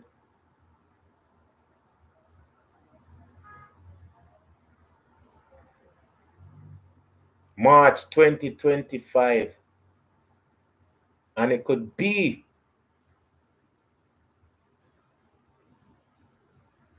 the 16th of March 1925. There's no difference. There's no goddamn difference.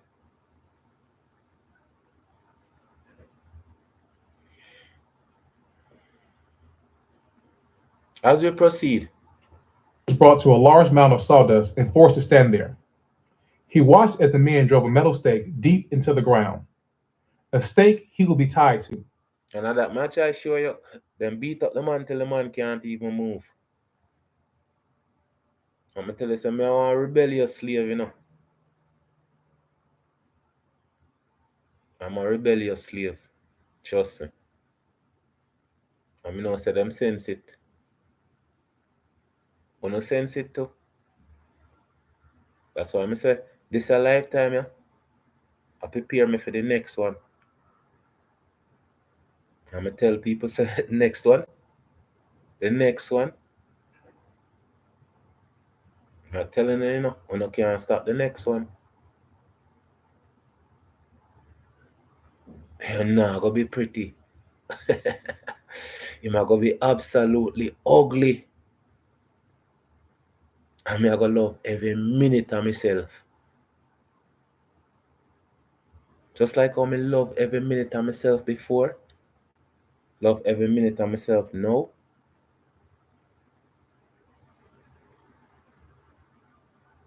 Because we have to give ourselves extra love for the people that more have no love for we. And that we're supposed to do, you know, love ourselves more. But we hate ourselves, bless. We hate ourselves, bless.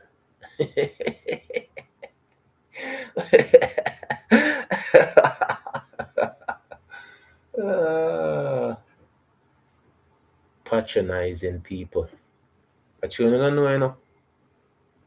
It's because you guys don't know, because you guys don't look and see. If you understand. Why wanna hate on yourself? Why wanna fight against each other? Why wanna don't support each other? Why? Wanna know why? Wanna if you know why as we proceed. As the men drove a metal stake deep into the ground, a stake he would be tied to. As the men prepared to burn him alive, LQ bowed his head and he prayed. He prayed for himself. Yeah. Back to this thing again. Hear this. Listen up. Here. And he prayed for the men. Here, Alright. What you pray for them for? Huh? The same prayer where you want for yourself or the same prayer you give for them? I say the only thing me want for them is call mama. I want call mama come for them. And we are the one always a save them, you know. From them punishment, you know. We always a save them from them fate. So them can condemn we. We deserve it. Because we don't want it for ourselves. We don't want good for ourselves. We don't want it for ourselves. We are pray for them for. The only thing we want for them devil yeah is God strike them with a lightning ball.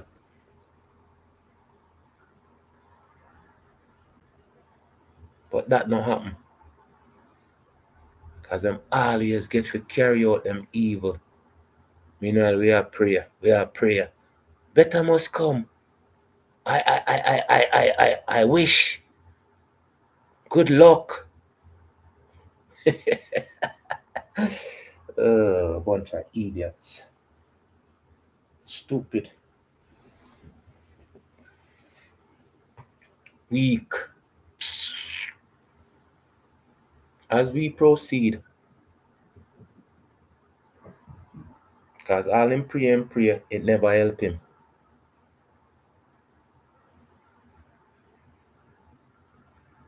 The only thing with I pray for is just the strength to live long enough to take as much as possible with me. At that, may I try to show you know, Thomas Tissot lived till him old. And I beat man every year. Me tell you some mother, yo, may I tell you, say, oh, but understand this, some of them slave there, I would make me lay a hand on him. You don't need to go watch Django with Samuel L. Jackson as the house slave.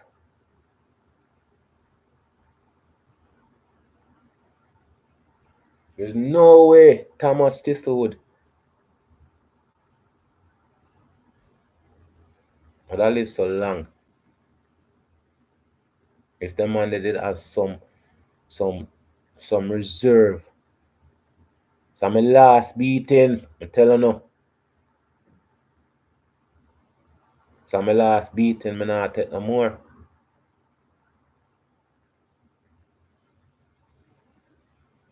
All of the rebellious one and then kill her first, you know. All of the rebellious one them. All of the one them want fight with others. Until you say sometimes, you know, all the stinking dirty one them not deserve it. Still benefit from the job what you do. And are the same one them other sacrifice, you know. And them still benefit. Oh, Reeves? Oh, Reeves did a fight against the Reeves? When the Reeves did a fight against the people them fight against World War II. Them man a fight against the people them fight against the Civil War, you know, the Civil War war fight against the enslavement of black people. The man a fight with the master and I am no. The man a fight against the man a fight against the people that want to fight for freedom. Right? And then the man what piss off the man and then the man rob him. The man gamble and the man a cheat. And I saw him get upset, thump the man in his mouth and then he run off. Go live with the Indian them. And pretty much that's how him story start. Right? But the very fact say, Harriet Tubman said the same thing. Him say him could have free enough more slave if them did if them did know say them them a slave.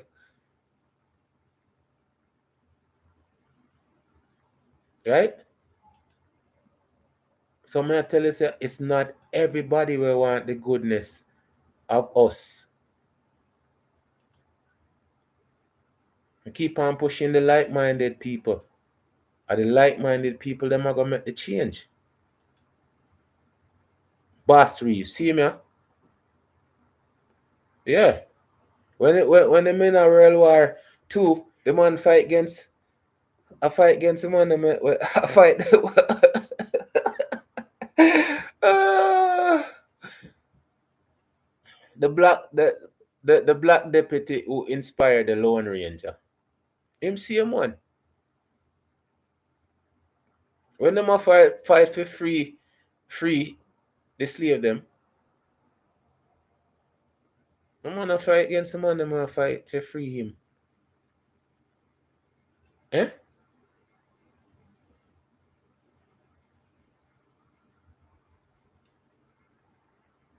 So me know.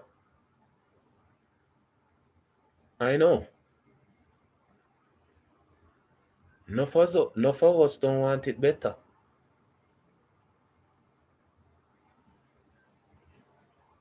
Enough of us don't want it no better than it is.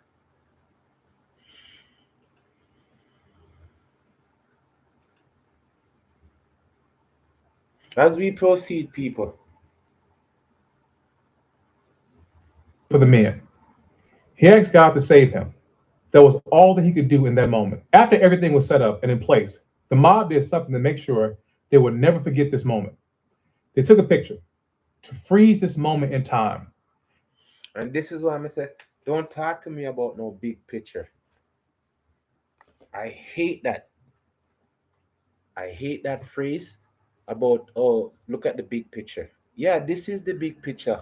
At this them doing at the big picture them. You hear me I say? This is what they do with the big pictures. So uno go on, people. Accept it. And this is what we deserve.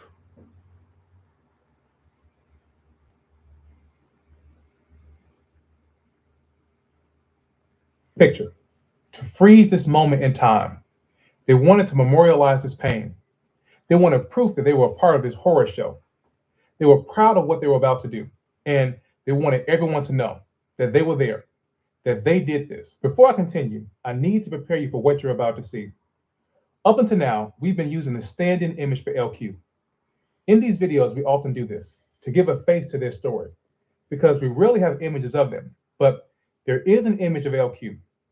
There is a real photo of him standing with the mob. We haven't showed it yet because this is a painful picture to look at. It shows LQ in his final moments, and I didn't want to show it over and over again. But now, this is L.Q.Ivy. This is the boy who was tortured in the barn. This is a 17-year-old black teen, moments before he was about to be burned alive. And that's what I said, people. I swear to God, me feel this and I'm a very bone, people. Because them things are not changing. These things don't change, people. It's the same thing, people. We are the entertainment. We are the joke.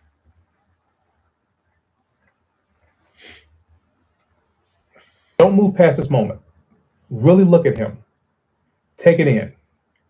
Think about what he was going through in this moment. He was alone. He was afraid. And he was moments away from dying a horrific death. But LQ wasn't really alone. As he stood there in fear and in terror, he was surrounded by a mob of unshaken determination. Take a look at them. Look at how they stand there, proud and defiant, without an ounce of shame. LQ in the middle, flanked by these men. No sheets, no hoods, no cover of darkness. This was broad daylight. It was them, looking straight ahead. They weren't hiding. They weren't afraid of being seen because they knew there would be no consequences. Exactly. They know that.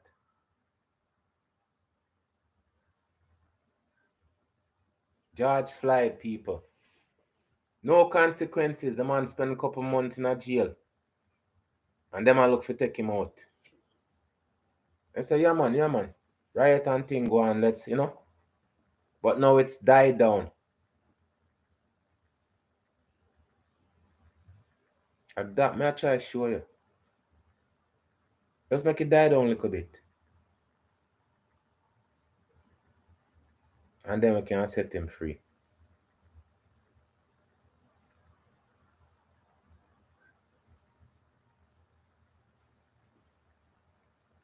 The man commit a worse crime than Epstein. Eh?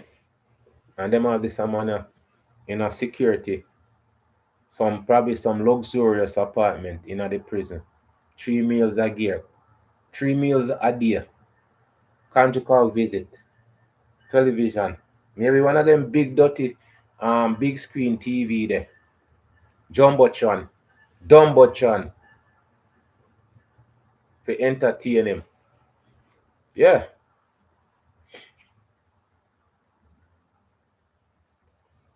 As we proceed. Because they knew there would be no consequences. They wanted this moment to be remembered, to be celebrated, to be a warning, because in their minds, it was just another Sunday. And LQ was just another black person about to be lynched. I've been a lawyer for a long time, and I've handled some pretty tough cases. Needless to say, I've seen a lot. When you're involved in police brutality, wrongful death, or personal injury cases, you see some pretty gruesome images. But I don't think I've ever seen images that grip me like these. It wasn't that these were the most gruesome things I've ever seen. It was something else. It was the calmness. Here was a teenage boy surrounded by men who were about to inflict horror on him. And that's what makes it so chilling. There was peace in their horror, calmness in their cruelty. And here was this black boy looking at the camera, almost as if he's looking at you, waiting for his next moment. And maybe it's just me, but I see in his face that he knew that it was over. There are many images of lynching victims, but most of them were taken after everything was over, after the life had been taken, after the mob had gone home. But images like this one, ones taken before the act was carried out, are rare. And in many ways, they're worse because we see the hopelessness in the victim. We see the understanding that there is no way out. And we Hopeless. There's no hope more in that, people. So you can say hope bless. Oh bless. Oh bless. Madness. Craziness. Caught up in all this foolishness. Nah, go not do no good for our brain. Nah, go not do no good for our next generation. Because all of them people, they committed a crime. All of them people are commit a crime. And all of them get away with it. Past, present, future. As we proceed. hopelessness in the victim. We see the understanding that there is no way out. And we see the mob pause to memorialize their savagery. Think about that. They paused. They stopped before carrying out the brutality, just to make sure that they got the photo right. And that moment, that pause to pose for the camera, tells us everything we need to know about the depth of human depravity. Because this wasn't just a photo, this was a carefully staged image that determined where they would stand, who was the right height for the shot, where they wanted their hands to be placed, if the lighting was good enough, if the photographer was at the right distance to capture everyone, and if LQ was in the right spot. Think about how much effort we put into taking a photo today, how we adjust the lighting, move around, get in position. They did even more to get the picture perfect pre-lynching photograph. LQ knew there was no escaping this. He knew his fate was sealed. Well, I'm telling you, I'm a hate. Yo, I try to know me hate. I'm not supposed to use the word hate, but I'm telling you, I hate that big picture thing. I don't know why. I just despise that so much, though, man. I never know why, but now I know why. I just hate the word, despise the word, the big picture, the big picture. They keep on saying this. This is how they make the big picture, people. Before them string me up and hang me, them have me in the picture. I tell you, so some of the things them it doesn't change.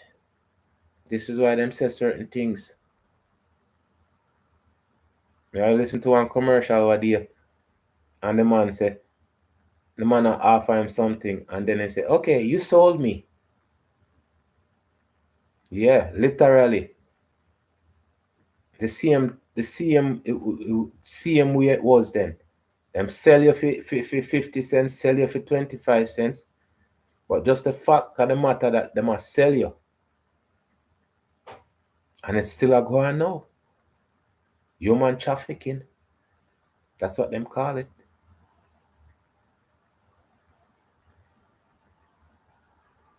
But it's supposed to be inhumane trafficking.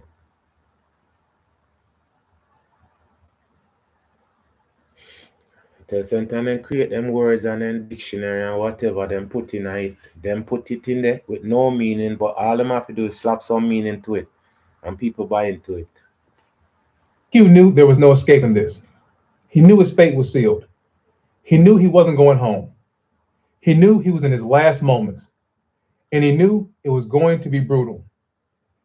LQ reached into his pocket and pulled out the keys to his father's car and handed them to Stout Nowlin. Give these back to my father, he said. Nowlin looked at LQ.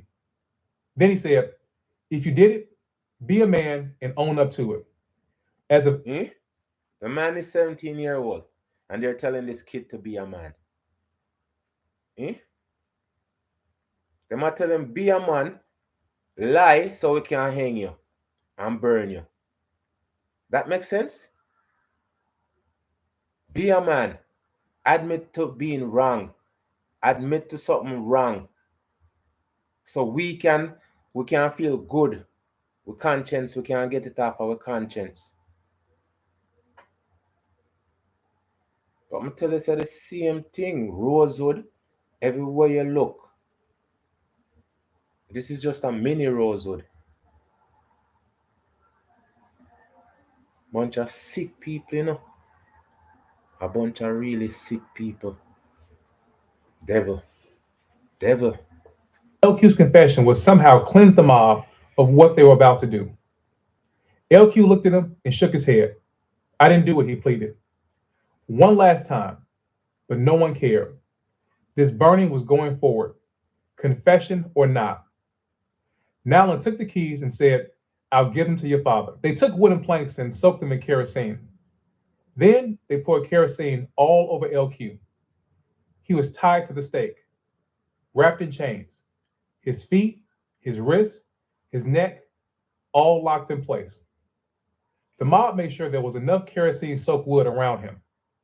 Then, one last time, LQ was asked if he wanted to confess. Later, the mob would claim that he did, that he not only confessed, but he named. So obviously, a next lie again, people. But tell us, where is there any truth spoken? The man, when them a beat the man say he never do it, right? Then catch him off, them pull him up a gasoline, the man say him not do it, them chain him up, him say him not do it. Them soak up them stick in a gasoline. And I tell the man, say, yeah man, him confess. Who for conscience that? You guys are sinners. You're not a sinner. Mob would claim that he did, that he not only confessed, but he named 3 accomplices. But you have to take that with a grain of salt because Bessie never said there were 4. Crime. Even this I'm gonna talk about the grain of salt thing. All them people love tell man for name salt so. Yeah? And again, it's a lie. He wasn't there. The woman said 1 man, not 3 man.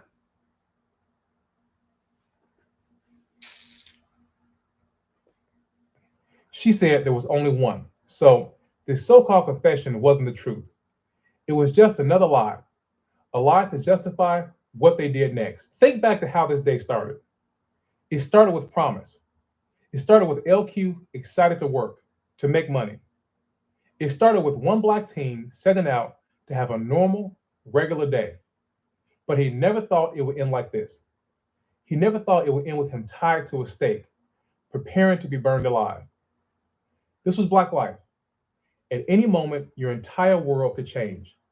The rug ripped from beneath you. No warning, no reason. Injustice could snatch you, could take your life in an instant. The time had come to finish this. 5 men, 1 woman. They struck matches. 5 men, 1 woman.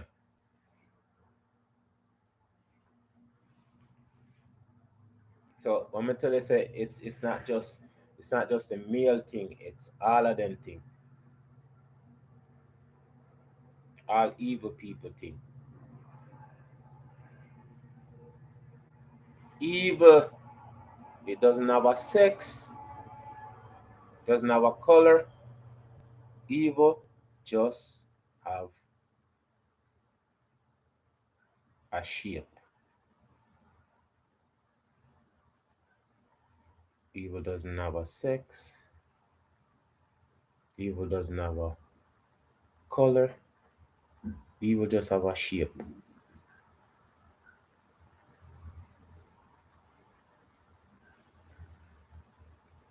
Just know say all of them people are right there, so. All of these Caucasian people will get themselves involved in that. Straight evil. Struck matches. Then, one by one, they threw them onto the kerosene soaked wood. The fire caught. Then it climbed. Then it roared. The flames rose, swallowing LQ. LQ kicked. He thrashed. He screamed. He screamed for his life. He was 17 years old, alone, burning alive, for something he did not do. Apparently, one of the women in the crowd could not take it. A woman named Ro Manor. She came out from the crowd and begged the rest. She did just want him hurry up and dead. She thinks it's going to be a fast death. But when they scream, touch our heartless. It sparks something. Telling us a car mama are coming up. Car mama is coming. This can't it can't be like this forever. It cannot be like this forever. It will not be like this forever.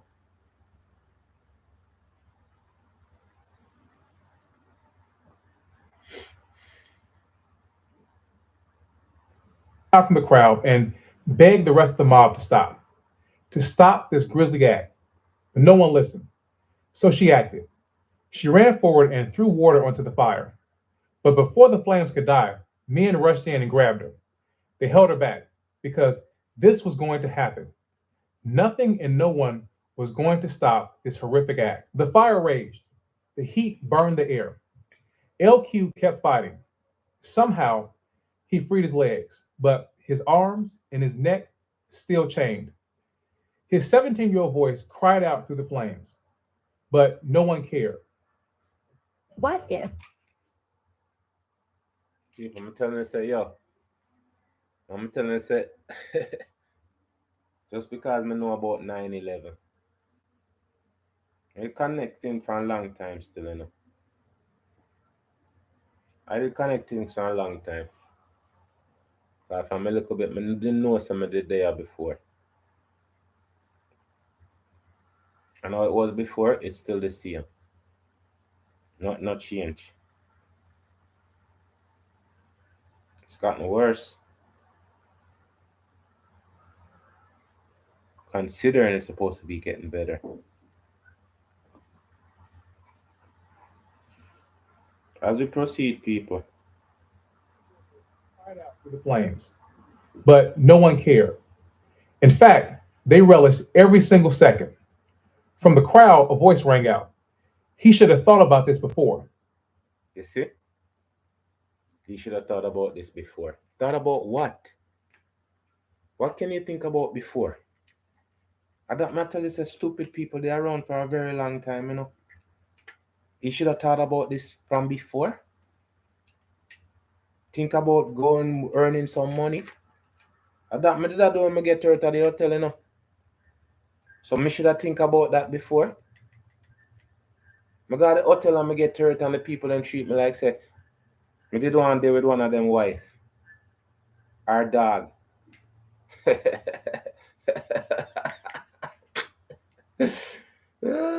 man say me da sleep with a dog. As long as it's white. As we proceed, people. Should have thought about this before. Then another. They said, it's time to finish this. They piled more wood around LQ. The fire then completely consumed his body. And as it did, LQ screamed to God again and again. But his final word, But me wonder if God answer. I want him answer what him say.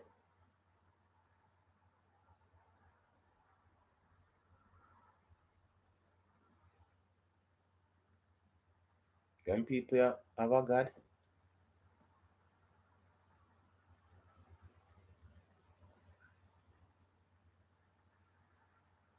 As we proceed, people. his last breath on earth were, I didn't do it. And with that, LQ was gone. His life stolen. His death slow and agonizing. His last moments on earth filled with terror and pain. I struggle to find the words to talk about this. The English language simply isn't expansive enough to truly capture what happened to this child. Okay, and that match I show you say, even though the dictionary did it, right? And the English language did it, it's very limited. It's like what you call it? It's like a skeletal language we speak. When we listen to the professor and the professor said certain things you can't describe in the English language.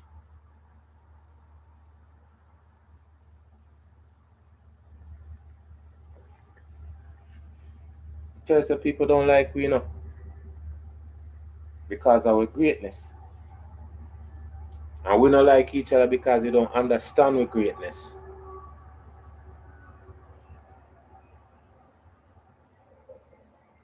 As we proceed, people. Isn't expansive enough to truly capture what happened to this child. Because this was pure savagery. And they carried it out with glee. They carried it out with joy. And they carried it out with pride and with determination. And they carried it out for one reason, because LQ was black.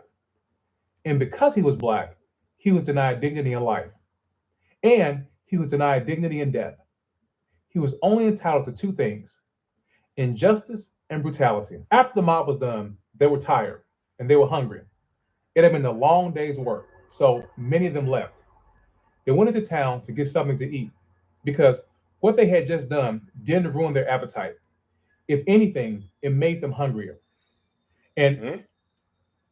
Disgusting people. Just some man burned to death. And that make you hungry. Surprisingly, I never name him dead body.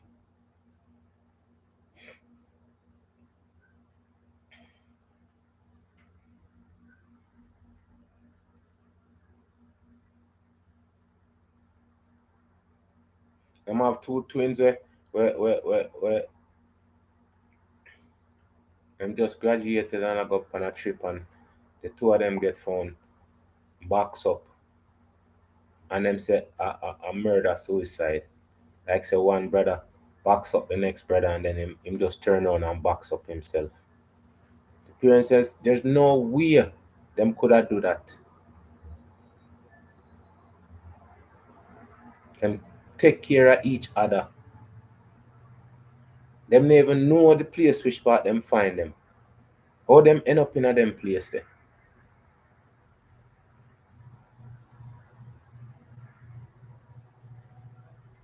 Yeah, people. But I say entertainment is always good, right?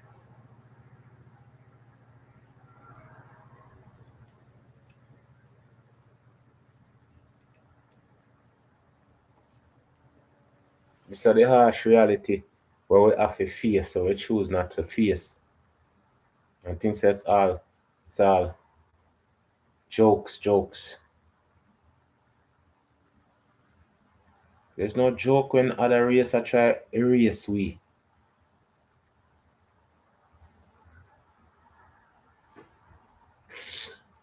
I'm not telling you people.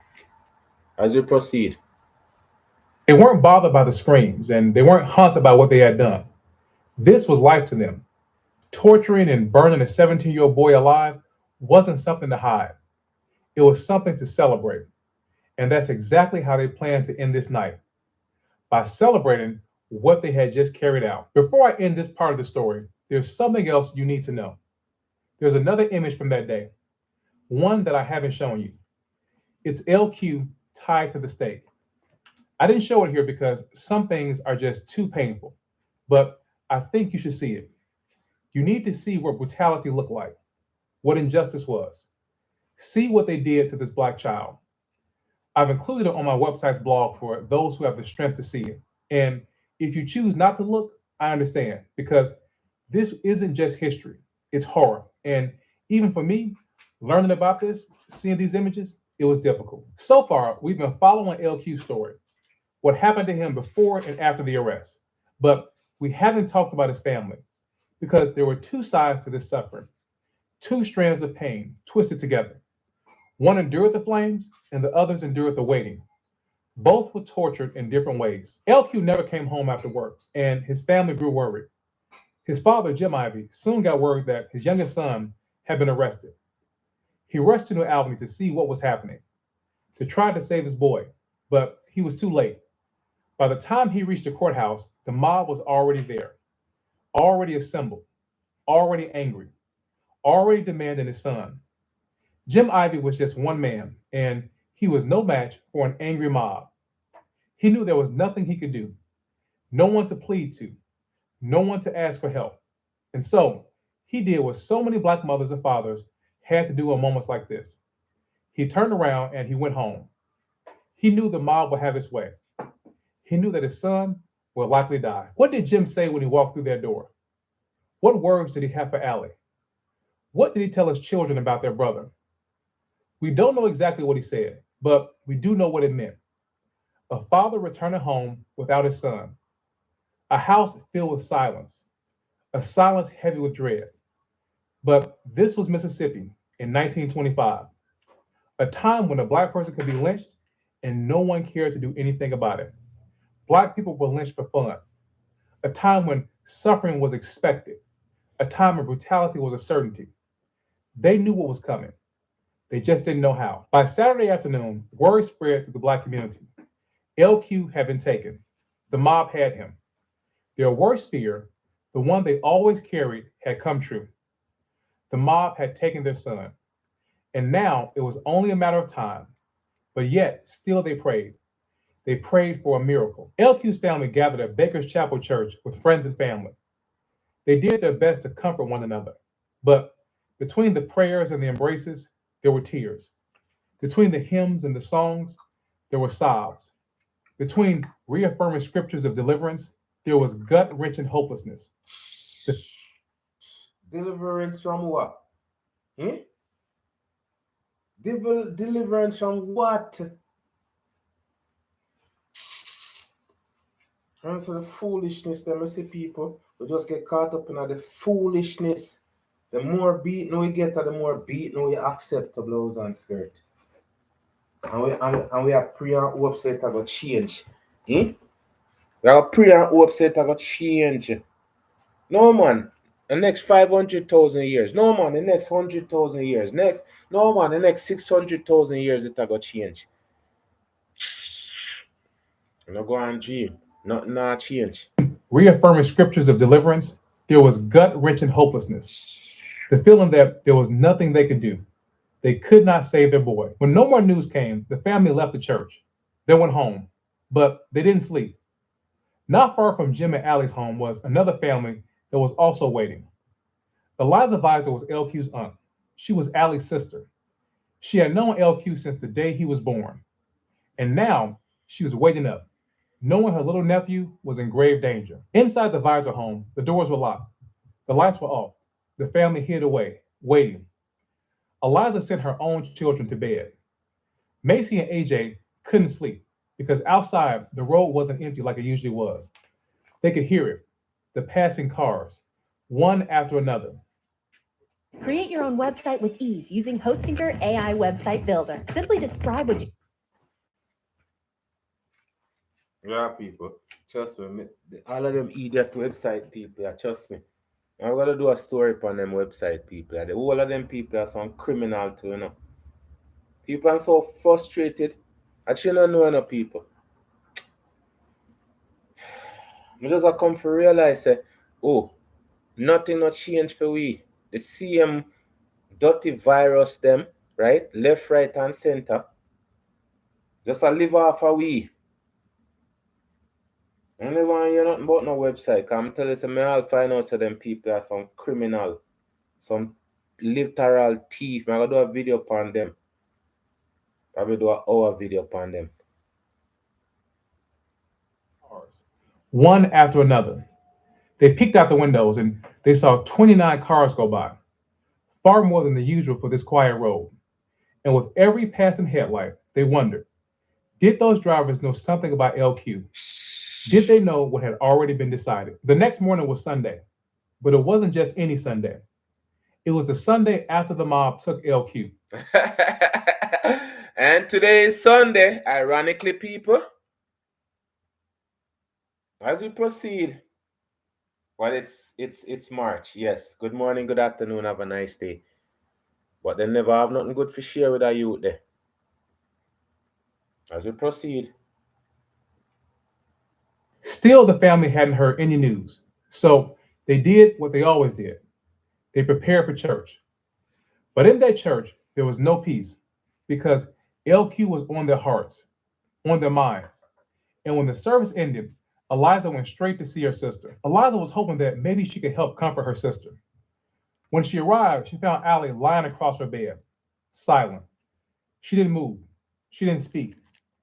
Eliza sat beside her, and together they sat in silence because there was nothing left to say. That afternoon, Eliza returned home to tend to her own family, but she barely made it through the door when she saw her white neighbors, Rush and America Scott, approaching. They had been to the lynching site.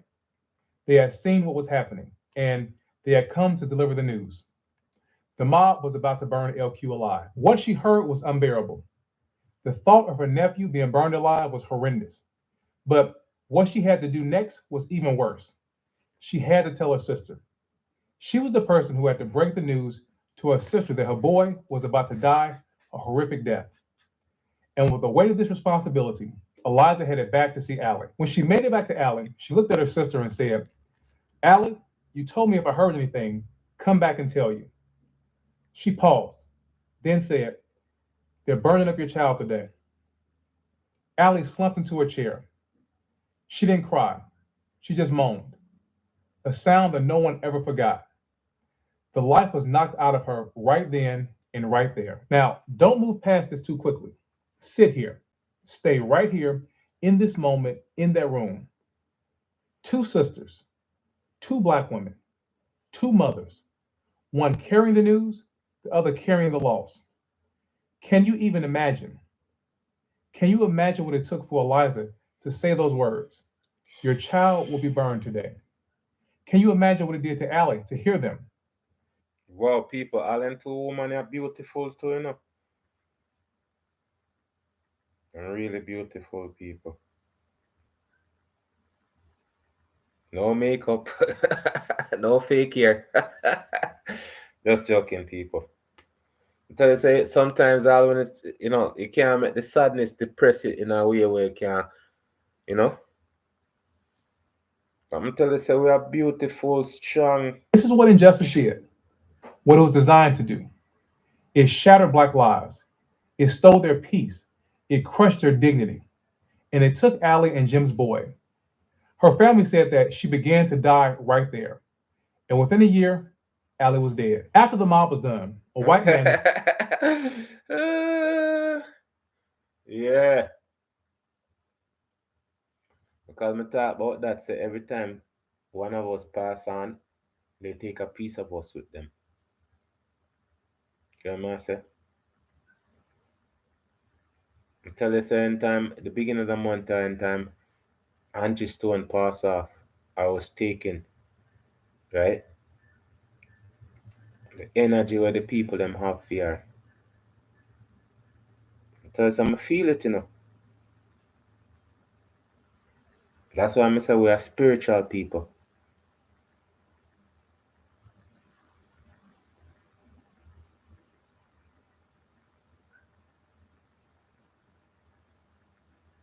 As we proceed, people. You see, yesterday was Abraham Torre birthday. I'll go up and I wish him a happy. I mean, I hope to send out birthday greetings to him and and give him long prosperity.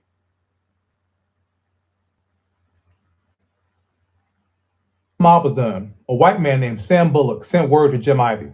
He could come and collect what was left of his son. But Jim Ivy couldn't do it. He couldn't drive to that site. He couldn't see his son like that. He just couldn't. So the task fell to LQ's brother JD and two of his friends, Shep Boone and Gates Kilpatrick. They would go. They would help bring LQ home. When they arrived at the lynching site, JD couldn't move. He sat in the car, staring. This is where his brother died. This was where they burned him alive. His hands shook and his body felt weak. And when he tried to step out, he just couldn't. So Shep said he would do it. Shep stepped forward, and all he saw was a pile of burned wood and ash and ruins and charred remains. Almost nothing. But then in the remains, he saw it, what he believed to be LQ's heart, and he retrieved it and placed it in an apple box and carried it back to the car because that was all that was left of LQ. That was all they had to bury. And they laid LQ to rest at Baker's Chapel Church later that day. In the days that We followed, don't know how them. Yo, But the church, what am I burying him at the church for? Why are they burying him at the church? The man pray, ask God to forgive them people. I'm still burying him at the church. Sure. As we proceed, people. Union County whispered about what happened. The story spread behind closed doors, in barbershops, in hushed and fearful conversations. No one spoke too loudly because the truth was clear and there was fear amongst the Black population. So Black people stayed silent. There was no public grief, no loud cries in the street, just quiet mourning behind closed doors because speaking too much, too openly, could bring trouble. On Monday, when the newspapers ran the story of what happened, the school children gathered to read it. Among them was Inez Williams, LQ's girlfriend. She read the words. She read what they did to LQ, and she broke down. She cried uncontrollably. She shook her head and was overwhelmed. She couldn't understand how they could do something like that to someone so young, someone that she loved and cared about. As for the mob, no one. She couldn't understand. I mean, today, people, enough people don't understand. And today, people, enough people don't understand. Held accountable. Everyone knew who did it, and the mob wasn't hiding. They had their faces in full view. They posed for pictures because this wasn't a crime to them, it was a celebration. Officials claimed that they couldn't identify a single person who was present that day. Sheriff Roberts swore that he didn't recognize a single one of the 1,000+ people who stormed the bridge. Rosewood.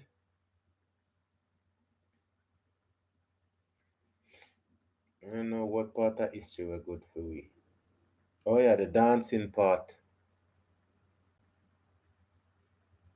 And took LQ from his custody. Mississippi's governor, Henry Whitefield, promised to launch an investigation, but that was just talk. William Bradshaw, one of the mob members, didn't just stay quiet. He bragged. He laughed at the idea of justice. He said no one would ever point a finger because they were all neighbors, because they all knew each other, because silence was the code.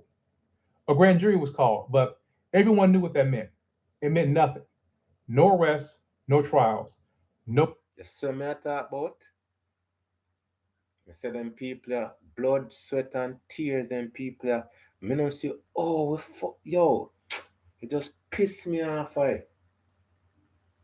Just piss me off. All the only thing we can do is just fight against each other, war against each other, put down each other, curse each other, criticize each other. That's the only thing we can do good. So disgusting people. So I'm say you can keep anything you want to give me.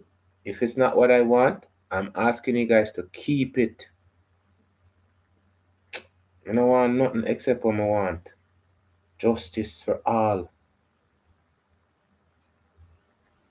No trials, no consequences, because there was never going to be justice for L.Q.Ivy. Call it fate, call it coincidence, but one by one, many of the mob members met their own gruesome ends.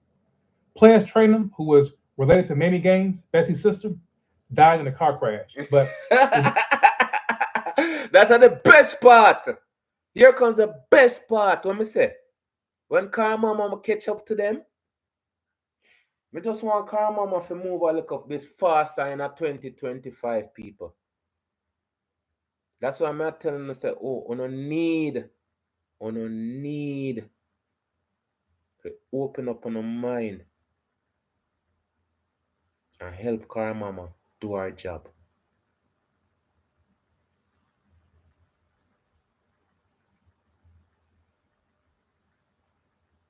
I need to open up on a mind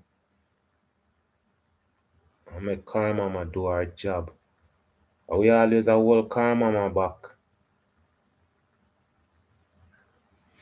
I have no remorse towards anybody who do evil. I have no remorse for anybody who choose to hurt other people for no reason. There's no reason for hurt other people. So I open up my mind and I'm telling myself from what day I open up my mind. And I say who deserve it is gonna get it. Karamama is coming. I am sending Karamama your way, people. If you're not good, you don't have to worry. I call upon my ancestors then. It's time for us to get together. Past, present, future. I was, I am, I am.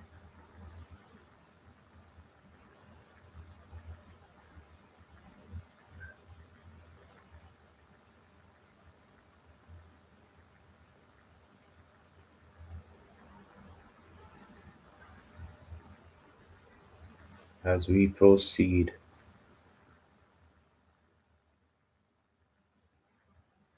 It didn't just take him, it took his entire family.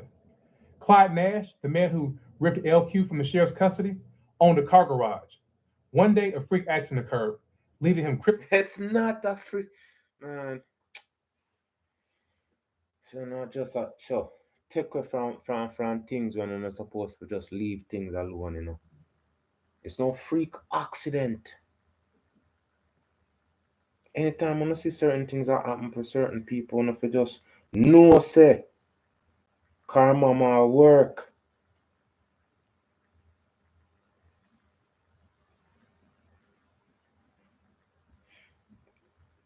Just know say there's nowhere anybody on this planet, this earth, supposed to get away with a lifelong injustice. Nobody. There's nobody above.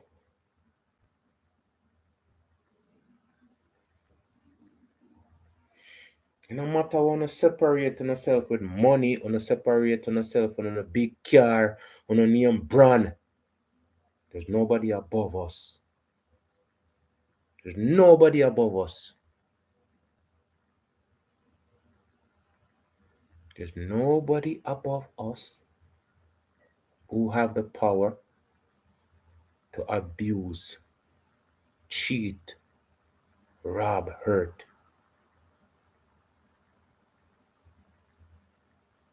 Only person above us is the creator. These people don't create anything. And destroy, yes.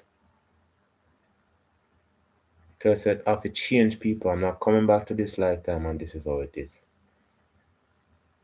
So I'm going to prepare myself for my next lifetime, but it can't be like this. It won't be like this. I know it won't be like this. Me just highlighting this, what am I telling you, say? There's a ripple effect in everything. All you have to do is do your part. We are better human already. We just have to acknowledge.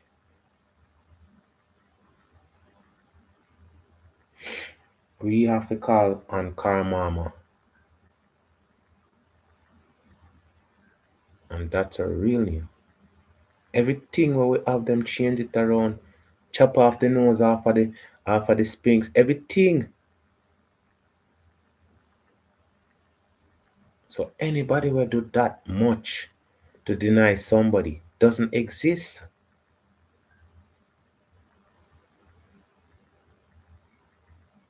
Anybody will go through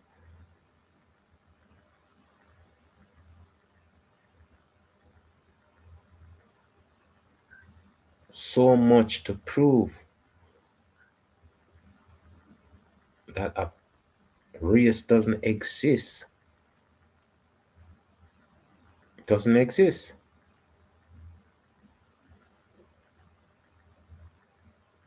When you look on Burkina Faso, All the man say is, you guys go on a way, we go our way.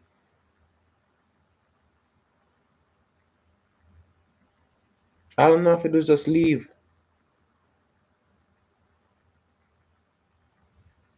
But what we have is so valuable, them can't leave. They can't leave us alone, people. That's our curse. We are not the same.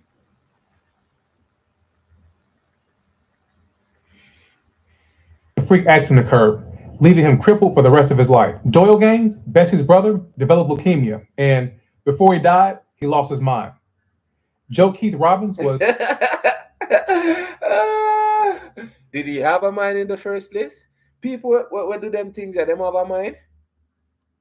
So we give, I tell you, some love give out credit to the wrong people, them and the wrong things, them, There are so much things to highlight, people. What me say? It's all fun. It's all learning, understanding. Once we're in a class, as we proceed, people. a severe drunk, and he drank so much he got Jake leg, or form of paralysis from bad liquor. Hugh Pittman drank himself into a deep darkness, and one night he ended his own life. Bill Greer was another heavy drinker. One winter night, he froze to death, and when they found him,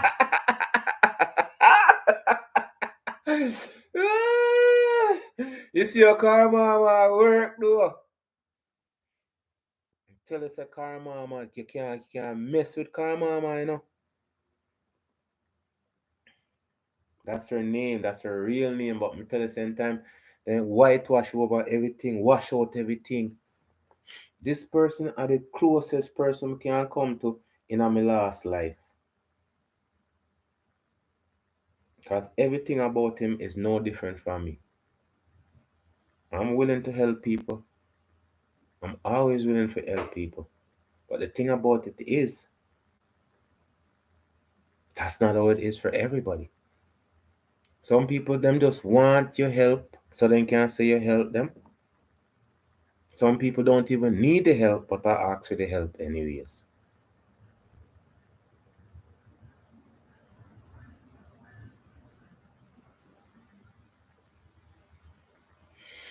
I always know myself. That's one thing. I've always known who I am. I'm gonna have to beat my chest and I say, oh, and this. Because I say, even if you beat your chest and say this and that, if a person don't believe you, they don't have to believe you. If a person don't want to do it, they don't have to do it. These people don't want to change. These people are happy just the way they are. I'm talking the devils. The devil are happy doing evil. And no matter what form them shape or what shape them form, they're still the devil.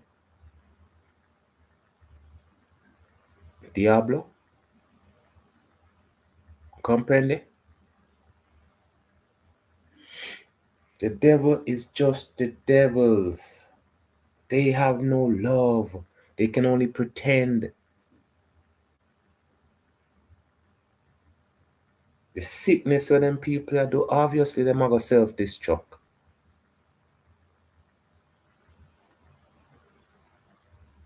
him, As we proceed, his body had already started to decompose.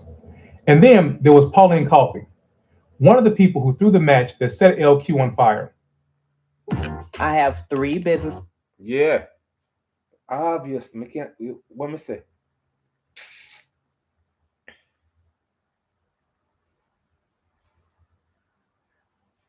Yes, I'm telling you, say, Karmama nah miss nobody. Anybody where Karmama go for, them deserve it. If we call on Karmama more Karmama.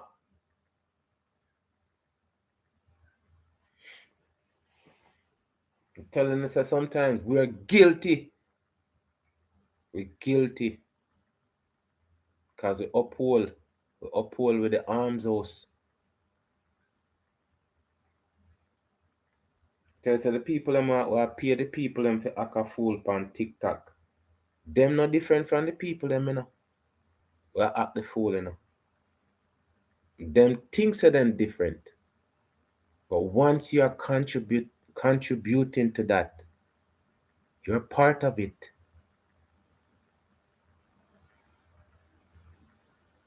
Me, I highlight them things here. I don't want to be part of that. I don't want to be part of nothing that I don't want to be part of. I want to be unlimited. I want to be me.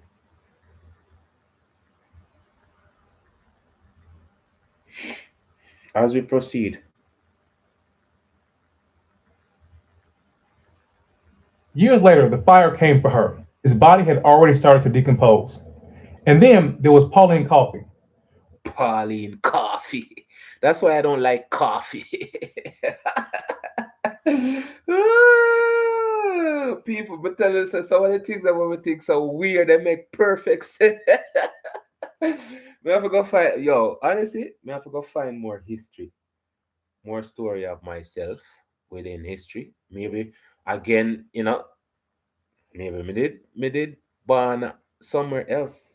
I have to go find myself somewhere else. But me know say this youth represent me in 100%.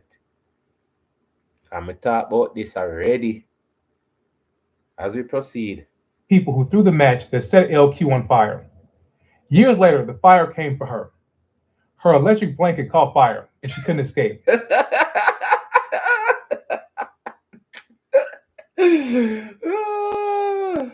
Wait there.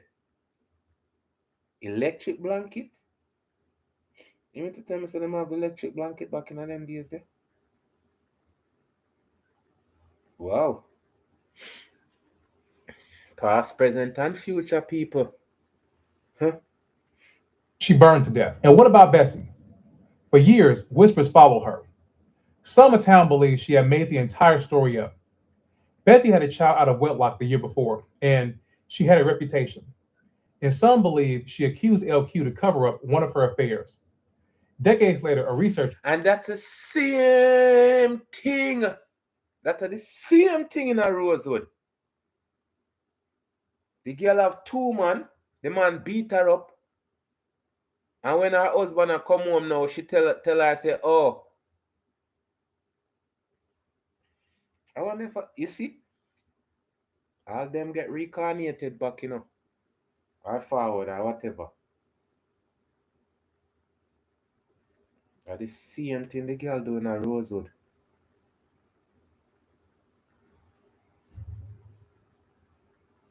So every white lie kills.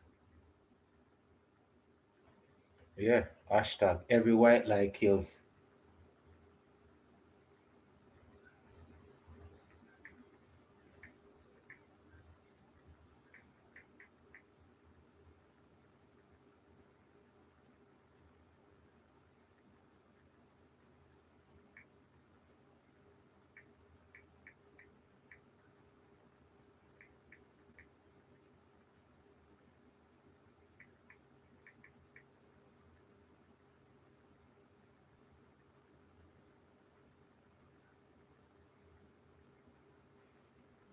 Every white lie kills. That's why I say my creativity and my genius, people. I just cause me not get my support. If me dey get my support, trust me. I gone clear. uncovered a startling detail. A doctor examined Bessie on the day of her alleged attack. He found no physical signs of violation, but he did find something else. She was pregnant. The doctor suspected that her accusation wasn't about LQ, but it was about hiding her pregnancy, because claiming she was attacked gave her an excuse, one that would allow her to get a legal abortion. And years later, researchers uncovered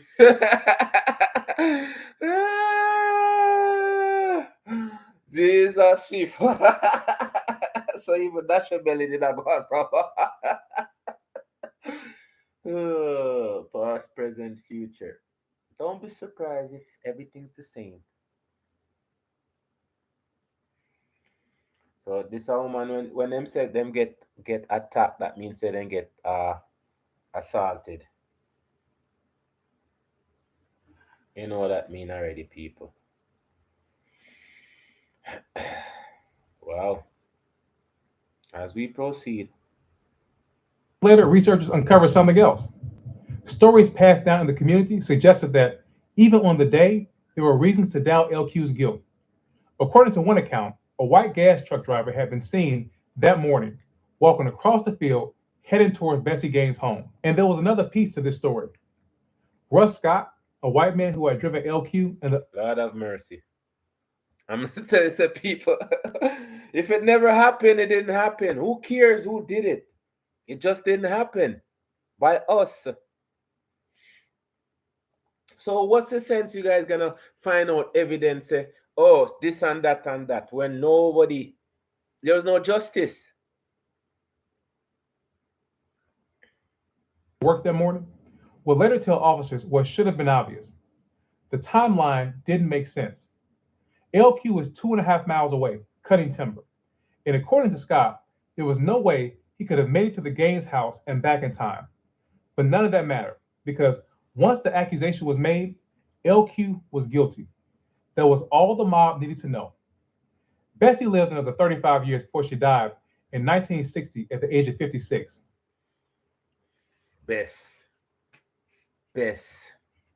How about Jesse Worse? And I know them people have them name and they don't live up to them name, you know. What me tell you, say? It's like a nickname. It's not a real name.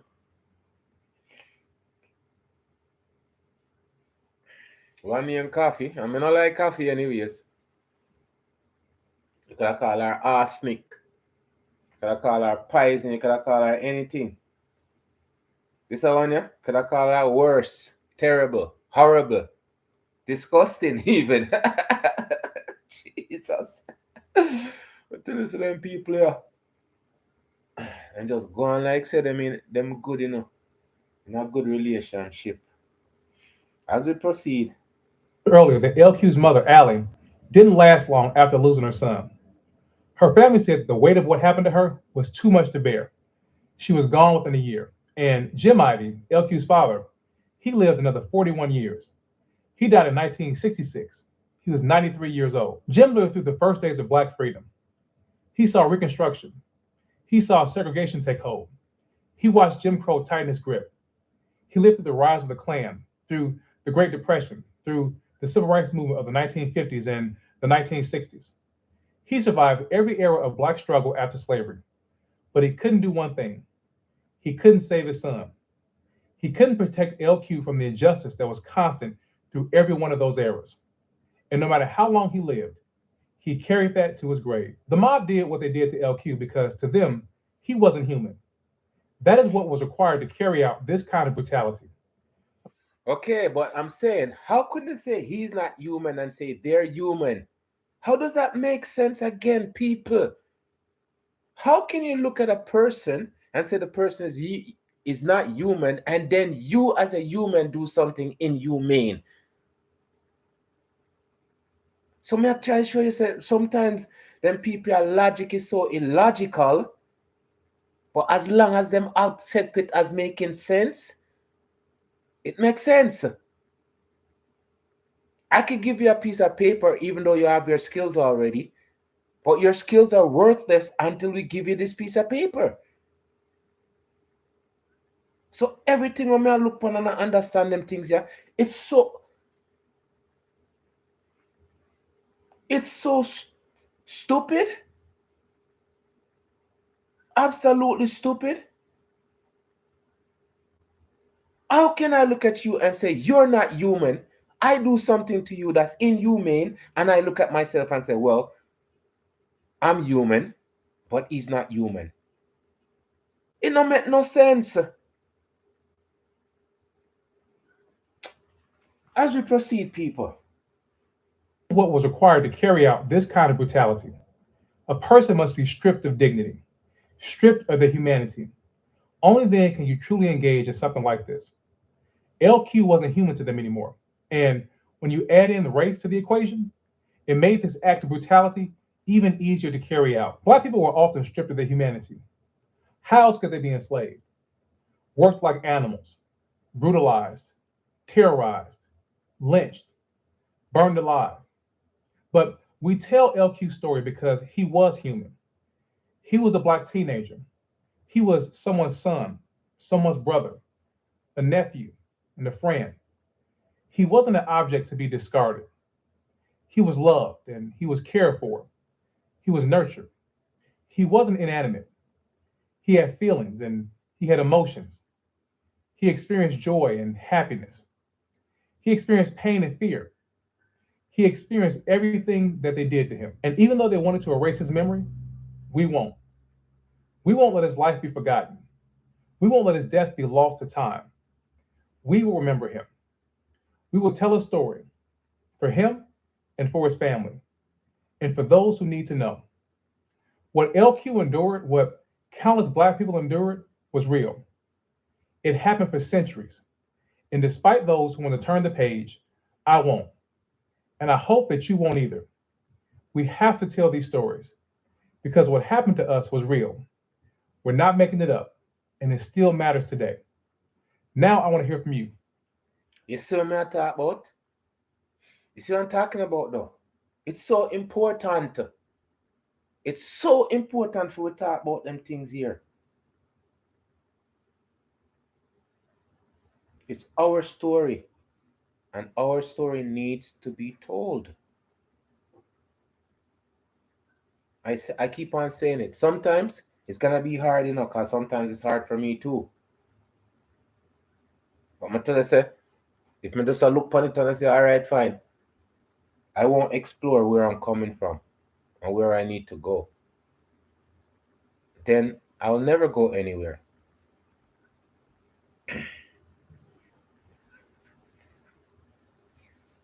To understand how people, me do things my way, me always been an individual, right?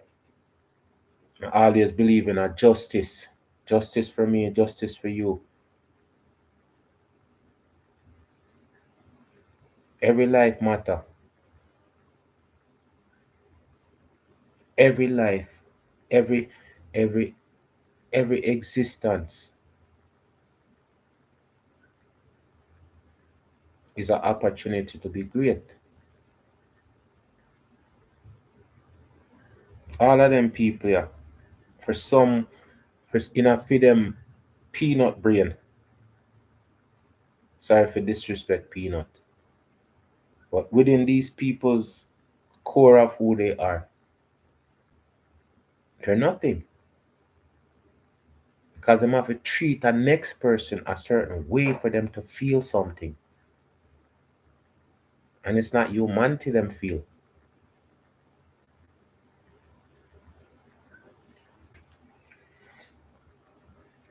People more and thank you for stopping by. This is like a personal introduction to my library. Is it introduction to my library?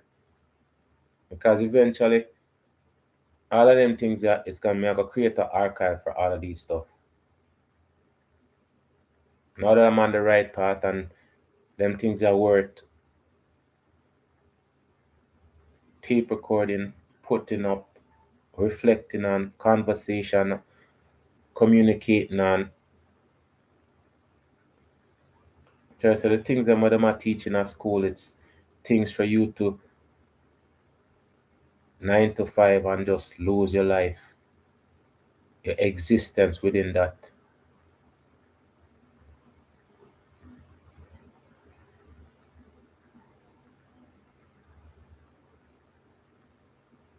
When I'm doing good, we're all supposed to be doing good. But that's not how it is. Some people want it all for themselves.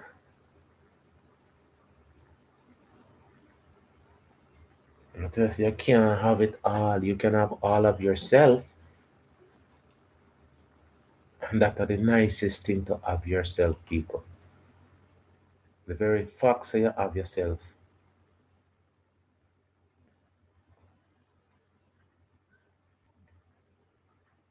The greatest thing is to have yourself.